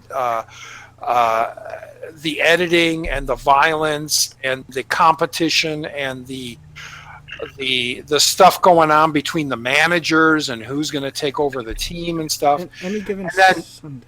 Is that the one? Yeah, Al Oliver Pacino- Stone film. Is it Al Yeah. Al Pacino? Al Pacino. And that Cameron? speech, like he Cameron, says. Yeah. Cameron Diaz. Cameron Diaz, Is that yeah. the one where Jimmy Hassan- Fox. Okay. I And then Major League just being a funny effing movie, man. That Wow thing. Yep. Is that the wow one thing. the That- Yeah, line sure. that Yeah, I Wild remember thing, yeah. I Wild remember Things, yeah. from the trailers. Why do you think my father put me in charge? You got old. Is that from that Any Given Yeah. Sunday? Okay. Yeah. And I remember that from the That's it. trailers. You're on a good topic here, though, Roger. Favorite sports movies. We should go There you around go. the group here. There you go. I mean, there's a lot of great ones. There's a lot. Slapshot is a great movie. The Natural, like Malik Wildcats. said. Goldie Uh, Hawn. Goldie Hawn. Actually, I was Invincible. gonna- naked. I never seen Wildcats, but I'm going to bring up Kansas You know- City Bomber with I never Raquel saw that Welch one. from the '70s, But Roller which derby. was a roller derby movie. Oh, that's why I never saw it. That's why. Okay. Now the one Sam Yeah. held up, Invincible. That's a Hey good Sam, I have that one too. That's a good one. I like that. And of course, the Kevin Costner one. What is it called? Field of Dreams. If you build No, it, no. he will Well, come. yeah, but no, the That other was one. the game. Bull Durham. No. Bull Durham. Gordon. Yes. Okay, yes, I thought you yes. think about the Rookie, but that's Dennis Quaid actually. I remember the Rookie. Yeah, I think I never saw it though. But Rookie Little wasn't Durham, I bad. heard of. I never saw it either. Love that. The one. Fan was another one too, which was pretty scary. Naughty De you Niro. care? Yeah. Yeah, Wesley Snipes. I Yeah, got and your I daughter. never Naughty you care? I still haven't seen that one yet. The Fan. I need to see that one or get it or just that's what Wesley See it or Snipes, get it. right? Yeah. Yeah.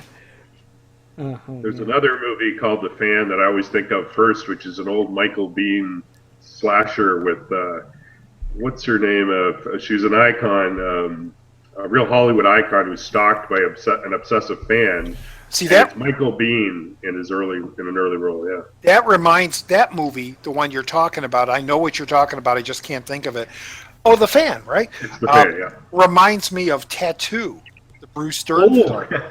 Wow, I saw that when I was way too young to see that. I want to. Now that you mention it, I got to see that again soon. Maud Adams, Octopussy herself. Right? Yes. Which one is this? You want to get uncomfortable. This is Bruce Dern in Tattoo, where Bruce Dern just makes me uncomfortable. I love him. I never saw Tattoo. I never heard of it until y'all just mentioned it. See, some movies I ain't never heard of. Put it on the queue. Put it on the list to watch. Yeah. Put it on the list of hard to find too. Has that ever been released? Yeah. No. It might have got a DVD, but I don't know. The film I remember kind of seeing partial with Bruce Stern is Silent Running. It's like a space one. I don't know Yes. if you ever saw Yes. that. Silent Running, classic. I never finished it, but yeah, I was liking what I. But you what know, I've seen you so know far. what is probably one of his best roles is Black Sunday with Robert Shaw and him, where Is that he's a Mario terrorist Bava? and he wants Great to film. Yeah. he wants to kill people in football thing. He's got the blimp. He's got the bomb on the blimp that's going to go into the football field. What's the movie Starring called? What is it called? Frankenheimer. Black Bloody Black Sunday. Isn't it a Mario Bava or one of those Lamberto Bava films? No. It is. Like a There is a Black Sunday. Bava film called Black Sunday, but no, Okay. this is a different one. This is okay. Frankenheimer. Oh, okay. That's our topic for the moment. Movies with the same title. We just Yeah. sort of Yeah, there you go. Two There you fans, go. two black movies. Yeah. Yeah. You want to go back to the sports and people go around and mention some favorite sports movies? I think we mentioned most of the best ones, but What do go we ahead. got? Go ahead, I Sammy. was just- What? Oh, okay. remember the Titans, the Invincibles, the Rookie? I like those. I'm not a huge sports Field guy, of but Dreams. I've got Field of Invincible. Dreams, I love. Remember the Titans, the That's a good director's one. cut. Hold on. All this time, I was hating on my brother. Oh, fucking brought a tear to my eye when the guy was in the hospital. Fucking love that film, man. Yeah. 8 Men Out is a big one for me. 8 1 out. Like- Yeah, that's another one. Eric, any good sports movies? We've already mentioned them, but I'd have to say Any Given Sunday is probably my favorite. Just Yeah. like the cat and the lion. Yep. That's That was one that has. Maybe I better see That that. was the first time I had ever seen Jamie Foxx in a dramatic role. Yeah. Very I know. surprising. Yeah, and he was good too. Yeah. And that's one of those movies that the editing is so well done. You could sit through an hour of it and go, I can't take my eyes off the screen. There's just so much great stuff here. And an hour already went by. Oh my God. Yeah, it's like 2.5 hours long, and it doesn't feel like it. No, not at all. Not at all. That was when Oliver Stone got into that. That's Oh, right. he must have got a new editor or something because he got into that NBK, Natural Born Killers, that. Another one that I love with Nixon? Nixon was good. Sean Penn. Oh, U-Turn. Wrong U-Turn. Turn. Yeah, U-Turn. Wrong turn. Yeah. U-turn. U-turn. Yeah, that's He got another his- one A where. couple of his fingers chopped off. Yeah. Yeah, and the editing and the film Yeah. style was changing, and it was. I like that It- nude scene with J-Lo, how it kept changing. Nick Nolte. It just, Oh, scenes just kept- the it Indian was like- woman, and and then The nude Nick scene. The nude Nolte. scene. You can't kill him. Yeah. You can't live with him. You can't kill him. Yes. Can you? Yes. Oliver Stone- Oh man, that's Oliver good. Stone I like that. Talks about that technique you're talking about, Roger. He started developing that with the guys on JFK, where Oh yeah. it was what it was. One of his theories was you were cutting, and sometimes you're doing a jump cut on the actor, and you were seeing the expression on their face of how they were feeling more than what they were saying. So Yes. they do that a lot with Pacino in Any Given Sunday, where it's like the shot you're seeing, he's not talking on screen, but you're seeing what his real emotion is for a second, and then he comes back to the red. So it's really interesting. It's almost subliminal. It's almost like a subliminal thing. They did that in Natural Born Killers too, where Woody Harrelson is talking about something, and then they cut to him just like in this dark area, and he's just like, real angry looking, and yeah, it's like a subliminal. What are they thinking in their head while things are going on? Very creepy moment in Nixon where it cuts to Sam. What's that guy's name? Sam Shepard, Sam Elliott. It's not Sam. No, Sam Waterston. Sam Waterston. Let's go through all the Sam Waterston. He's some creepy political dude. And there's just a great shot where he's staring at a plant, and then in the cut, he opens his eyes, and it's just blackness. And I thought that was brilliant. Another little Oliver Stone touch that was just there for a second or two, but very well done. And a lot of people hate that. A lot of people hate his filmmaking when he turned like that. I mean, they praise his early stuff, but then they see all that from NBK on. It was like, this is garbage. This is film school stuff. No, it was a whole new style that I've never seen before, and like you said, it helped the characterization. It helped watching the movie. The internal monologues almost visually. Yes. Did you guys? And it made it almost scarier. It made it almost dreamlike in a way, and nightmarish, and yeah. Did you guys see the film that Malik held up there? I've never seen that, Wildcats, but What is Goldie it? Hawn. Goldie Hawn. Oh, that's Titans. Yeah. Wildcats. She looked real young in that one. Look how young She's she is. naked. That's her. She's naked in there. Really? Filmed in Chicago. Filmed in Okay. Chicago. Well, And guys, a young Wesley Snipes is in there too, as well as Woody Harrelson. Shit, that's Wesley Snipes. Yep. Yes, He's up there at the top. Yeah. I haven't seen that since it first hit video. Me too. Now here you go. Remember the Titans? Yeah. The director's Oh, God, director's that was cut. good. I don't remember it. I never saw it. No, based on I a know true the story, title, yeah. but I haven't seen that. Yeah. Got the director's cut, and it's good too because the cut scenes are awesome. It's about the time where you had prejudice. Two coaches came together and basically overcame all that, and the whole team went undefeated the whole season. Yeah, absolutely. Yes, I love that. I love that story. And of course, we're talking sports films. You got to bring up Rocky. Rocky is just phenomenal. Okay, guys, be right back. Blu-ray collection trilogy of the whole Rocky film. You don't have to. You don't have to. I got that too. Yeah, that's great. I think Rocky, the last Rocky, when he was reminiscing about Adrian, right, in that flower shop. I think it was a flower shop. Rocky Balboa. Rocky Balboa film. Yeah, that last one. Remember, he was reminiscing. That was fantastic. That was a fantastic comeback. God, yeah, it really did, because he even brought up that girl that he was talking to in the first movie. Yes. That was very young and didn't know what she was doing with her life. Yes. Screw you, creepo. Yeah. Don't forget a thing. Don't forget a thing like that. It was a beautiful, nice. Rocky Balboa was a beautiful film that just bookended the original one so much. Oh, God. Oh yeah, it did. Really Because What does he look she like? grew up, she's mature. She had a son who was black. What does he look like? They want to kill him. He's like, it's the other one. He's like, I was like, whoa. Okay, she likes black men. Who saw Creed? I have not seen Creed yet. No. Creed's good. Look at this. In Creed, Paulie's passed away. His grave is right next to Adrian's. Oh, Paulie. Okay. Wow. Well, their brother. Yeah. Yeah, the brother. Yeah. And the thing is, both actors are still alive in their life. I'm guessing because they decided, because Talia Shire's still alive. I looked her up and I saw an interview. The reason they had her written out or dead is because it made sense. And when Talia Shire saw it, because they asked her to be in it, and then they said, and then there was a conversation that something Stallone said, and then she understood why they read the script where eventually she would die. You know what I mean? Because she's getting older and older. And so I'm guessing Burt Young decided the same thing because, like I said, he's still alive. Somebody told me he died, but he's still alive. He's still alive. Yeah. He decided not to do Creed, so he decided to write the storyline the same way where him and Adrian are buried together. So that's most of Rocky's fame is mostly gone. Scene I've said before where it's like an everyday thing. Rocky goes to Adrian's grave and Paulie's right next to her, and he just sits there and reads the paper, and he gives him like a little flask, and it's just like another day. Asking them how their he days talks to him going. too. Because Rocky Balboa, he was always talking to Adrian, talking to the grave and everything. I thought that was pretty, I mean, he's got a lawn chair like in a tree because you can tell he's going to be back tomorrow and the next day and the next day. So I really, really enjoyed Creed a lot. Yeah, and Stallone.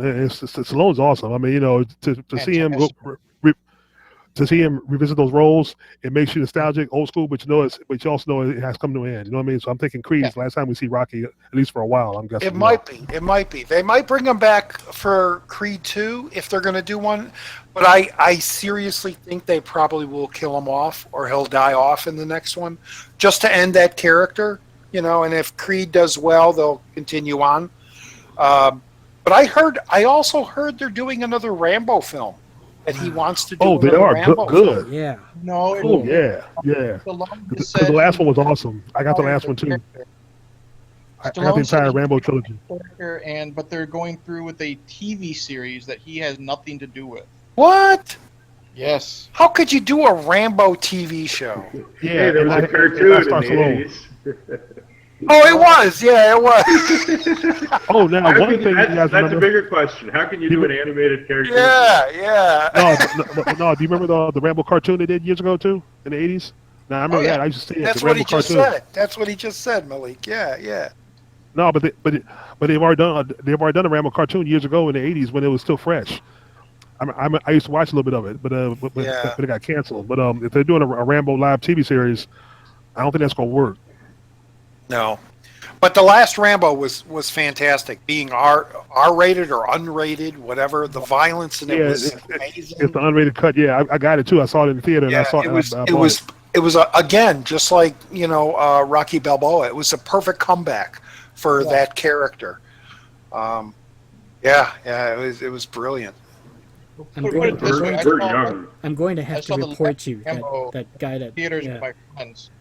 And the buddy I saw it with, he's one of those guys, he doesn't leave to go to the bathroom, but he doesn't talk during it or anything. He was cheering during the fourth Rambo film, loud, and everyone heard him. So that tells you how much he enjoyed it. Yeah. Well, it was good. It was good. I think that was the most gruesome, violent Rambo I've seen yet. Yeah, I went on back to the roots because if you take the whole movie, there's a kill one every 3.2 seconds. Yeah. 3.2 minutes, I mean. When he's on the back of that truck and he starts shooting the driver up and the body just explodes. Oh my God. That's legs coming off, limbs flying, and he's just, that's Rambo. Not Rambo 3 where he just like looks and then things blow up. And he looks and things blow up. And he looks and things blow up. I gotta say though, Rambo 2 though, that was what was that called again? Not first. It was okay. I really like that when he goes back to Vietnam. I fucking love that one, man. When Ko died, I couldn't. It's like, what you do now? You probably go to Thailand and go to America. I go with you. And it's like, yeah, you make good choice. And then they kiss, and then, oh God, just because he went back to get that gun, although he probably would have been gunned down. And then she got gunned down. He goes, you remember? No, yes, not forget. And then she just like her head cocks back and the tear like rolls in her eyes. I'm just crying like a madman. And he got pissed because of that. So. Shit. I remember seeing the first Rambo movie, and it wasn't called Rambo. It was just called First Blood. Yeah. Oh yeah, I got it. And it was released in October. Yeah. It was released in October, very close to Halloween. And me and 3 other guys were dressed up in our Halloween costumes, and we were like, "Screw it, let's just go see it." And we frickin' loved it. It was amazing, and even the ending where he starts breaking down, over there. It was just amazing. It was like, wow, this is great. He did Rocky, and now he's doing this other character. And Stallone is fantastic. He's just this lonely guy coming to this town, and he gets screwed up by this cop. That was Brian Denny here, right? Or Brian Denny. Yeah. David Caruso's in there as well. Yes. David Caruso. I remember him from. What was the one with Christopher Walken? I thought he was in that film. The King of New York. That's it. Yep. That's right. He was in a lot of Ferrera films. Okay. I'm black. I'm black. I don't remember him in First Blood for some reason, but okay. He looks a little different, but yeah, he's in. Doesn't he get killed off in First Blood? He's sort of the nice cop in First Blood. He's the one that Okay. sort of doesn't like what they're doing to Stallone. He's uncomfortable with it right from Okay. the beginning when Yeah. they start to torture I him. remember them Been a being like a while. prick and hosing him down and shit, and Yeah. God Yeah. damn it. And it's Caruso in the back going, "Is this really Oh necessary?" yeah, Right? yeah. Okay, yeah. That's the guy. It was kind of an anti-Vietnam movie, wasn't it? Really, originally.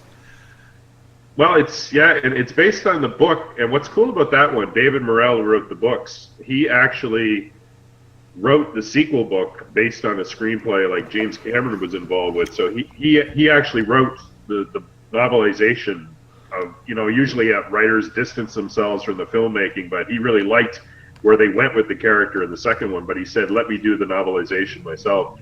And as I'm talking about this, have any of you guys heard of the film oh, there it is, First Blood, Flooding with Love for the Kid, which is a one-man independent movie that has played theatrically. You can get it on video. It's one guy in his apartment in New York redoing the whole story of Rambo, the whole movie, playing all the characters, all the effects, with the stuff he has in his apartment. And it works. I saw it theatrically. Wow. After a while, you forget all about that this is a guy playing every character in the Rambo story, but more accurate to the original novel, First Blood. Flooding with Love for the Kid. Check it out if you ever can find it. What's it called? Plenty of Love for the Kid? It's a weird title. Flooding with Love for the Kid. Flooding with Love with the Kid? Like, for the kid, yeah. It's actually a line from the original novel. Okay. Yeah, but guys, now I'm gonna watch all 4 these films now. somebody Probably drunk? sometime tonight. Oh hell yeah, yes. Start with the first one. I think Phantom dropped. Yeah, he did drop. He must have, or must have Yeah. had technical problems. Yeah, because he would have said okay. goodbye. Okay. Yeah. Okay. There we go. It's dropped out. I was looking for the title, but it's Flooding with Love for the Kid. Yeah, I got it here. IMDb. Yeah, I'll look for it. Can you guys also, some of these other titles, that one with Jessica Biel, and where she was Powder. naked, and Yeah, we'll make a little list maybe. Please, and send it to me, because I'm going to forget these titles, so then I can look these up later. Well, what I'll do, what we should Put them do in is my cart. for some of the titles that were mentioned, you can list them underneath the video feed later in case people want to look them up or whatever. Yeah, That's that'd be good. a great idea. That'll make that easier. I'll just copy and paste it and put it on the video in the bottom. Yeah.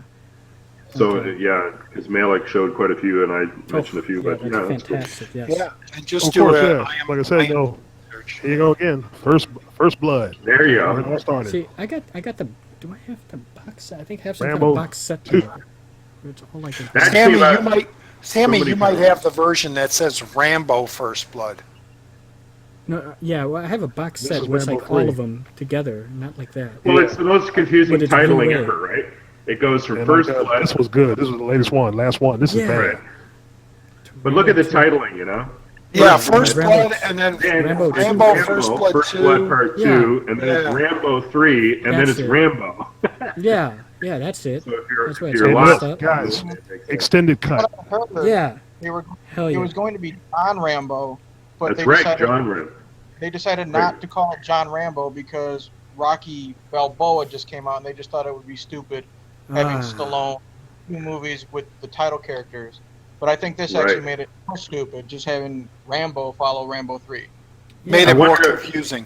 I wonder if they thought that Rocky Balboa didn't perform as well, because I think it's a great idea to call it John Rambo. It sort of fit in with what he did Yeah. with Rocky Balboa, but maybe they looked at it and said, "Nah, people don't want to read 2 words in the title." You should I don't know. Rambo I 4. think Even if Rocky it's Balboa trailer- did really well. Okay, maybe. Yeah. I loved it, but I didn't know if it did as It well. did. I I think think it did well too. Okay. Because it was a good crowd when I went to see it. It was a good crowd, and I like how they brought back Tony Burton, his character, one last time, the one they called Duke, saying what we're going to call on yeah. right now is Yeah. horsepower. That's You know, right. horsepower. He's a guy that worked there. He owned some kind of store or restaurant or liquor. No, he owned something, right? No, remember he was Apollo Creed's old trainer, the bald-headed black trainer. fella, the one they called Duke. Oh yeah. Okay, never mind. Yeah. Tell him about Yeah, Duke, yeah. his joints are worn out, so he has to work on power. His Yeah, no, he's telling other him. systems. I remember now. Yeah. He's telling him all the boxing training that he's done is not going to work Yeah. now. Yeah. He said all we're going to work on now is dropping bombs, hitting. horsepower, Dropping bombs. hardcore. That's it. I love it. Oh, you know what? I remember he owns Rambo. Not Rambo. What's his name? John not John. Rocky. He owns a he owns a restaurant. I'm sorry, I've gotten confused. Yeah, Rocky he owns the a restaurant. restaurant. I'm sorry. Yeah. Adrian's. Yeah, Adrian's. That's it. Okay. Yeah. The opening shot in Rambo: First Blood Part 2, very effective opening. It's like an explosion, but then you cut back and you see it's Rambo in the they're doing the construction work. The sort of the prisoner. It's just a great opening shot. Oh, yeah, of course. Yeah, he's working construction, and then Trump comes up saying, "Do we get to win this time? This time it's up to you." Yeah. I mean, I think it's if you want to see like a big budget kind of exploitation done right, that film. Exploitation. This is it. Baby. Yeah, This is gonna be exploitation. it. Yeah. It was exploitation at that time. No, Compared to all, I'm coming to get you. compared to all the other movies out there at that time, yeah, Rambo was part 2 and 3 were exploitation films. And you had all the big guys doing it at the same time. Commando with Schwarzenegger and Chuck Norris doing the Mission Actions. Mission Actions that we went Chuck through. Norris. And the thing is, Schwarzenegger and Stallone were enemies for many years until a few years ago. The first Expendables. I never thought I would see that. I loved it. Oh, another good one. Have y'all ever seen Escape Plan? Stallone and Schwarzenegger? Oh, man, I still have to see that. Yeah, I didn't see That that. was fun. Schwarzenegger's very fun in that. No, but both of them really together, good I don't understand why they were enemies. They have magic together when they were in the movie together. They were enemies together in Yeah, they were rivals for like years. They hated each other. Oh, They were shit. just Okay. competition with each other. I never It was saw more it. so- competition for like the top 90s, 80s action star than it was, enemies. Yeah, I mean, Yeah, they I- owned Planet Hollywood together, right, with Bruce Willis, too. Yeah, I never heard that they were enemies. I mean, they even they were poked fun at each other. They even poked fun at each other with, what was it, Last Action Hero? Oh, that When was good. Schwarzenegger No, passes the nice. Stallone thing and he's like doing the muscle and he's like, that's ah. that's twins. You're talking about. That's Oh, twins. is that twins? Yeah. But see, they were rivals because you notice all those years they never took pictures together, never spoke, and so they were rivals. I don't think they hate each other, but I think they did like each other. I say it might have been ego, like I said. So, and it wasn't until First Expendables they agreed to do business. But I never understood why. I said, oh my goodness. I was going to say, in The Last Action Hero, that was a Terminator 2 stand-up Yeah, that had Stallone. Stallone on the top. You're Was it- right, yeah. He goes, this is wrong. What? That was a great movie. But deep down, I think they had a genuine dislike for each other for a long time. I don't know. I think they maybe. were. Just The media rival- said they did, or that's the vibe I got from them because they would never do a movie together. And I'm just Oh, thinking that it's all to do business because both of them are getting older.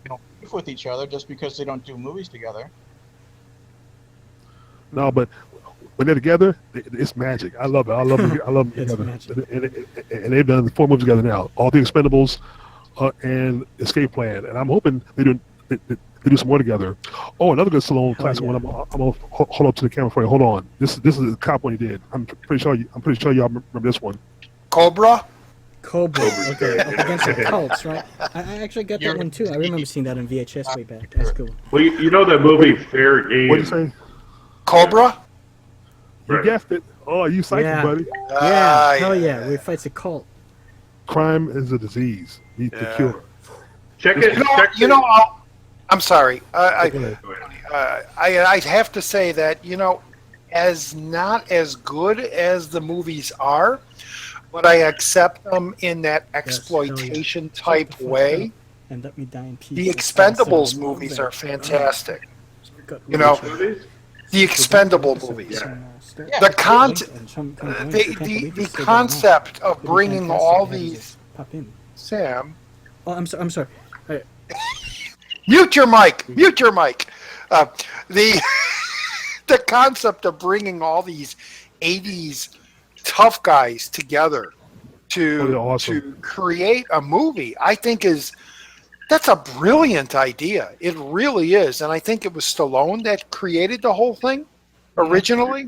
He directed the first one, yeah. Yeah, and then bringing Mel Gibson in it, and bringing Wesley Snipes back after he was released from prison, and I don't know if there's going to be another one. There's been talks, and there's been talks about the Expendables, where they're going to have the females. tough females. women. Yeah, fuck yeah. But But want to see that. Yeah. I honestly think that's a fantastic concept for filmmaking, of this day, for exploitation movies of this day. Let's just get everybody together, Chuck Norris and everybody, and just Yeah. blow everything up and Let's get shoot everybody. Sigourney Weaver, Jamie Lee Curtis, Zoe Bell. Get Oh, you like can that. have Yeah. everybody Yeah. in those. There is I one like to that's see Ronda done Rousey like come back. that. So we know. Do one because Cynthia Ronda Rousey was Rothrock. in the last one. Cynthia Rothrock. What was it? I like to see Ronda Rousey return her character and be in it too. Oh, Sam, Cynthia Rothrock. Cynthia Rothrock. Rothrock. I like her. Yeah, no, she's my friend on Facebook. Wow. I'll send you her link. I'll send you all her link. Okay. For her too, because when I message her, she responds. Wow. So you're kind of like friends with her a little bit with the star. Yeah. That is Yeah. fantastic. Okay. Yeah. Hell yeah. Yeah, Cynthia Rothrock is cool. Yeah. Hmm. Yeah, that'd be cool. There If she is- joins a hangout like this, huh? We get some Sammy, star there friends. is Oh, one sec- Oh yeah. spaghetti. Oh, nice spaghetti. Spaghetti. Yeah. Tony, go ahead. I'm Oh, getting. and I hungry was just again. gonna say there is a female Expendables with Zoe Bell. There is one of these already in existence, right? With Yeah, with those What is- people. I forgot what it was called. It was low budget. It was terrible. I know what Yeah, you're talking about. Like okay. the mercenaries. right. That's- God, it was terrible. It Oh, I remember that it one. was horrible. I Pam never- Grier, was it Pam Grier? And I It don't know who wasn't was Pam in it. Grier. No. Hold on. The other one from I'll see if Kill I can- Bill. I'll The pull first up girl. on From first girl she fought. Netflix right now. She played the What do you stripper in Independence Day. Her name is Vivica A. Oh. That's it. Vivica A. Fox. Yeah. Kill Yeah, Bill. Fox. Yeah. What are you saying, Eric? I know what he's talking about. The mercenaries. I got it in my queue right now. It's We not have good. Brigitte You're gonna read Nielsen, the Bridget Oh, yeah. Nielsen, yeah. Vivica Fox, Kristana Loken, and Zoe, Zoe Bell. Bell. It's terrible. Not a good film at all. Christona. I mean, Christona that'd be like Loken. cheesy in a good way, but it's cheesy and that's not good. That's I no wish- Expendables, man. That's just four people. That's like that Western they did with Drew Barrymore and Wow, Bad Girls. That movie was badass. Girls. Yeah, Yeah, there's got all, that. yeah, That it's was fine. awesome. That I was like good. It's fine, but it's no Expendables. No, it's you not know, it's Expendables, not. but There's Madison not 8 Stowe. or 9 or 10 Madeline Stowe. badass women in there. You know. No, There's not Drew seven. Barrymore. Magnificent Seven. that was Looks pretty good. Bad Girls. I like that. Yeah. I think I better go eat Bad my Girls. spaghetti. Oh, Cynthia Cynthia Rothrock's in it. Rothrock. Yeah, she's in it, but it's like a very minor. She was like, he's There it is, spearheading the Bad whole thing. Girls, yeah. She does like There a you couple go. kicks. Yeah, Bad Girls is fucking awesome. Yeah, look at that. And I like that one. I And still then- haven't seen that one. That's yet. when the Gatling gun, the chain gun, was like a new concept. That was like the big the big. Yeah, guys. Bad Girls was. Wait a minute, Sammy. You never seen Wild Bunch with the chain gun? Oh, that's good. No. I'm Back talking in about the in. movie. I'm talking about no. I'm talking the about in story. general. In the story wise, the chain gun was supposed to be like, in story wise. I'm talking about in relation to the story, the plot of Bad Girls. Yeah. The chain gun, the Gatling gun, according to that story, was like a new invention. It was just coming to be. That was like the big reveal. Well, There's a chain gun. that's kind of Wild Bunch too. I mean, I it never was saw the Wild first Bunch time they though, but- introduced that. Yeah, Oh, you Sam gotta check that Peckinpah. out. Check that out. You got to watch some Sam Peckinpah. You got to watch Wild Bunch. You got to Sam watch. Peckinpah? Yeah, I you got to heard watch. the name, actually, but I don't know what that is. What's the one with Dustin Hoffman where he's stuck in his Straw house? Dogs. Straw Dogs, yeah. Yeah, Straw Fry Dogs. Dogs? Oh, Straw Dogs. Straw okay. Dogs. I saw the remake. I Dog. didn't see the original of that though. But Thinking of Hot Dog, the movie. There you go. Hot Dog. Yeah. Another ski school club. Sam Peckinpah's another one of those Sam directors. Peckinpah. That's his name, dude. oh, it's just great. Man, he's like the godfather of like, you know, that bullet ballet. You kind of see like John Woo, that kind of slow motion violence. That's Peckinpah. With lots of Any- gore. Oh. Yeah. Anytime you see slow motion and you got to credit Peckinpah, he was the man. You know, Okay. he's Slow motion with the blood blowing out. Yeah. Yeah. Really? He graphic. created that. John Woo Created ripped that. that off. Stephen Okay. King has stated that Peckinpah is one of his favorite filmmakers. Oh, I Who's love this? that. Tarantino. Who's this? Tarantino. Stephen Oh. King has stated publicly that Oh, Peckinpah Stephen is probably King. his favorite filmmaker of all time. Wow. He is. I mean, well, he's not the greatest in my eyes, but he certainly is a filmmaker. And again, I have to bring up editing. Editing really makes movies to me. I always look for that stuff. But the concept of the normal motion to the slow motion to the normal motion to the slow motion, which what's his name copies 300 and Batman v Superman and Zack Snyder. Snyder. He kind of copies that style, and it all started with Peckinpah. It really did. You know, started with Peckinpah. They were doing that also during the Sonny Chiba films. If you ever see the Sonny Chiba with the oh slow yeah, motion Sonny and the Chiba, quick, yeah, and then yeah. the slow and then the quick. I like that. Yep. Yeah. Yep. Sonny Chiba. Okay. What movies did he do? That were back in the day. You said the slow motion. Fighter. Got a set over here. Oh my gosh, so many. Yeah. I remember this one. It never was heard like a mystical one, and It could be before my time too, but I got the. here's a Oh, real- it's definitely. It was all good one. 70s stuff. Yeah, I was born in '71. Okay, never mind. Just like Jackie Chan, all his best stuff was way back in the 70s. Okay, see, this is a set you got to get. And, Yeah, I remember some of Jackie Chan's old stuff, but the The first good one I ever one saw was- was yeah, Rumble in the Bronx. Legend of the Eight Samurai is really fucking good. I highly recommend that one. I've seen all these films here, and Legend of the Eight Samurai is probably the best one. My personal favorite. Now, did Sonny Chiba, is he the guy that's in all the Street Fighter films? Yeah, he was. I believe he was in Street Fighter. Was that? Yeah. I don't know if I. I've got one Street Fighter film. It's the one with Jean-Claude Van Damme. That's the only one I got. Yeah. Big difference. Big. Yeah. GI Samurai, Ninja Wars, and Resurrection of Golden Wolf. Yep. G.I. Samurai. Okay, I have G.I. Joe, but okay. No, GI Oh, Samurai. G.I. Joe. G.I. Joe's modern, man. G.I. Yeah, Street Fighter. That's it. Yeah, Sonny Chiba. Yeah, I remember now. Okay, you that know must be the real Street Fighter then. This Yeah. is long before the Jean-Claude Van Damme video game Street Fighter. You guys okay if Oh, I think man. I'm gonna have to quit now because I'm gonna eat my spaghetti. Oh, jeez. Yeah, there you go. You and your spaghetti. Well, guys, Um, hungry. No, that's cool, man. We've been talking. Yeah. Yeah, how Two long hours. is this? We had a good Jesus. run. I think Oh, about a little over 2 hours, maybe. And I think this is good. This might be a good place to stop. Yeah. Okay, but I mean, Yeah. of course, you can continue on talking. It's just if it's been on for a while. Like I said, I may start running out. No, it's cool. Running out of No, room. I think it's a good time to cut, but we should keep it going, right? Next Yeah. week, I won't be here next week. I'll be in Maine, but I think you guys should keep it going. Like, I'll be here when I can be. Oh, a lot of I'm fun here. talking to you guys. I'm here every 7. I was No, wrong every about Saturday around 6 or 7. Dean. Yeah. Dean lives in Pennsylvania. Oh, So that's okay. not the right, same. right, not Maine. Yeah. But the time slot was excellent for me. It's 10:30 here. I know it's probably a lot earlier. You guys, what 8:30? Yeah, it's or something? 9:35. 8:30 here. Yeah. 9:36 here. Oh, I'm in Virginia. It's 9:36 here. Yeah. No, Yeah. the time is perfect, Tony. The time is good because we know there's a lot of other live shows tonight too that come up on Saturdays. So Yeah. In the I think evening. it's- Yeah. Yeah, so it's kind of nice to have an earlier. That's what it is, It's sort of it's the kickoff, right? Some of these. Yeah, why not? Why not be the Movie stuff, kickoff yeah. show? And let me give a shout out to Yes, sir. Zero and Isaac, Sean. Yeah, Killed great for stopping by. Alien Isolation. He might have been starting it in another hour or so, maybe sooner.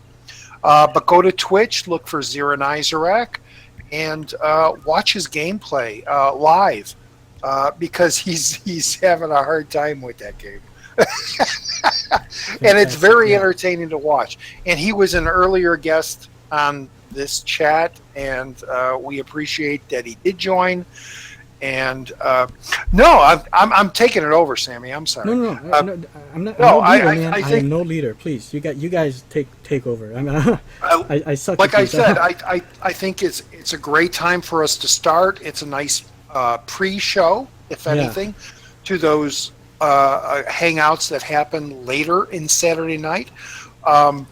We'll miss you next week, Tony, but hopefully you can join next I time. hope to bring back some stories. I'm doing that Stephen King tour in Maine too. So Oh, that'll be Yeah. awesome to hear. That'll be awesome. I Yeah. want to hear those locations. Yeah. yeah, If it's you supposed to be Yeah, 30 me too, yeah. locations in 3 hours. 30 locations, like all really. Eric. Oh, Tony. If you could bring Eric. some souvenirs, please. I'm just joking. No souvenir, I'm but just kidding. Eric, Tony's going on a Stephen King tour where they Well, tour different yeah. locations. That's one of the things I'll be doing. It's only a few hours, but it's nice to do. That's still. I'm so jealous of that. I've been a huge King fan forever.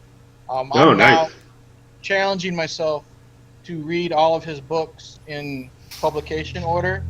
So I'll be done by like in 50 years, because right now I'm finally halfway through The Stand. But either way, I love him so much. And unabridged. Unabridged. Yes, unabridged. I've been reading a bit of this on and off because I never read Christine, so just started. Oh, out look, again. buddy. Instead of the book, See go it- ahead and buy the movie. See anything green, Arnie? The movie's great. I love the movie, but yeah, I haven't read as many of the books. But The book is so much. The whole so different, see anything, right?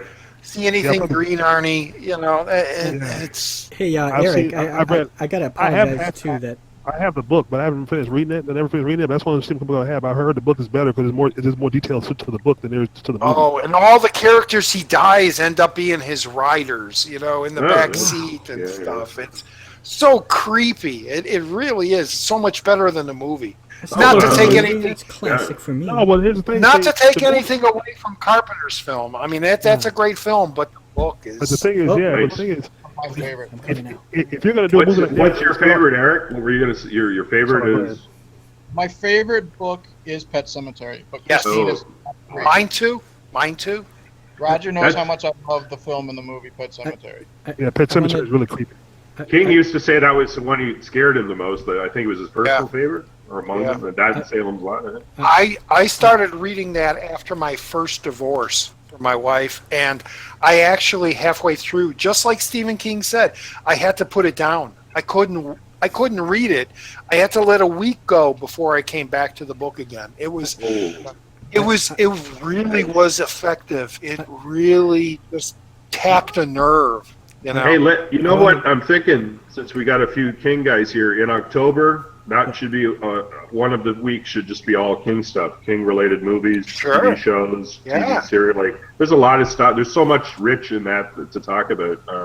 I mean, I know it's been done, but there's a lot of little hidden King too, like stuff like The Night Flyer, which I really Yeah. like that little movie. Yep. All the short stories, How about Tommy all the Knockers? adaptation.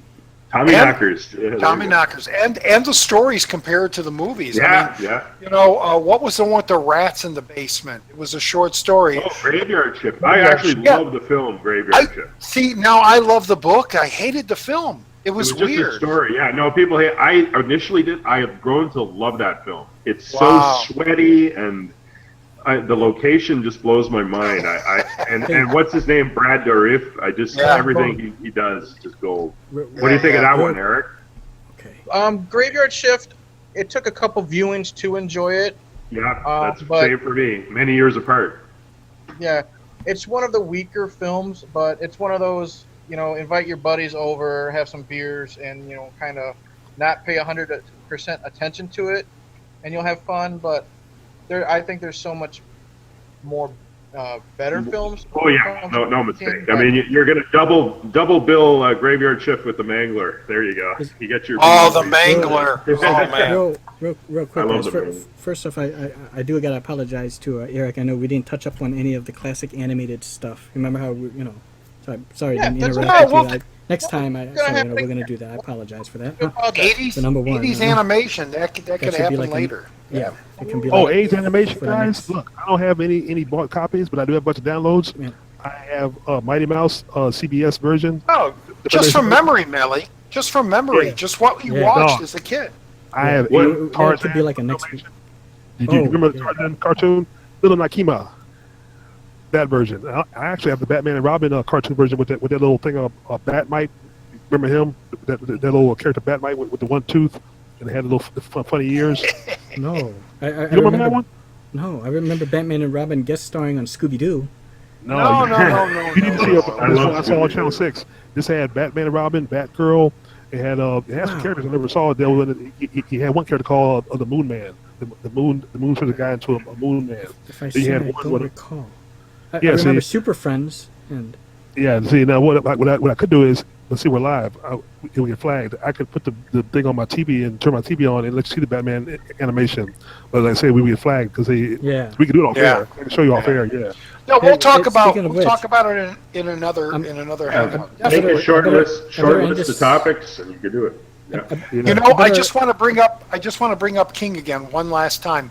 My favorite, I think my favorite short story of King's, and I do believe it was King. It wasn't Clive Barker. It was about the guy leaving a journal on a desert island. He was all alone, and he ended up eating himself. Is that The Long Walk? No, The Long Walk was, I believe, Clive Barker. The Long Walk was King under the name of Bachman.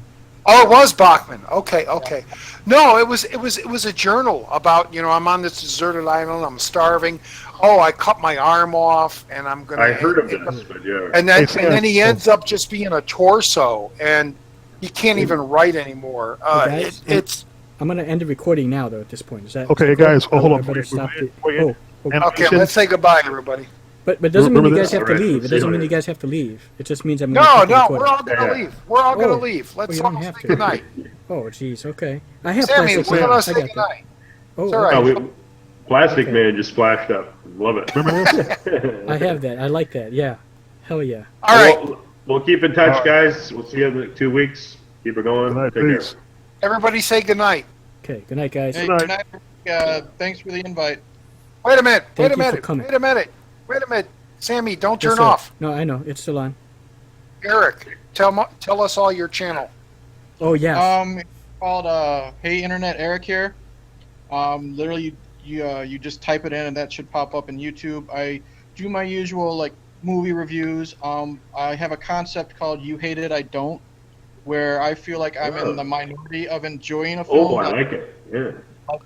Everyone hates Howard the Duck but me, so I will say why I enjoy Howard the Duck.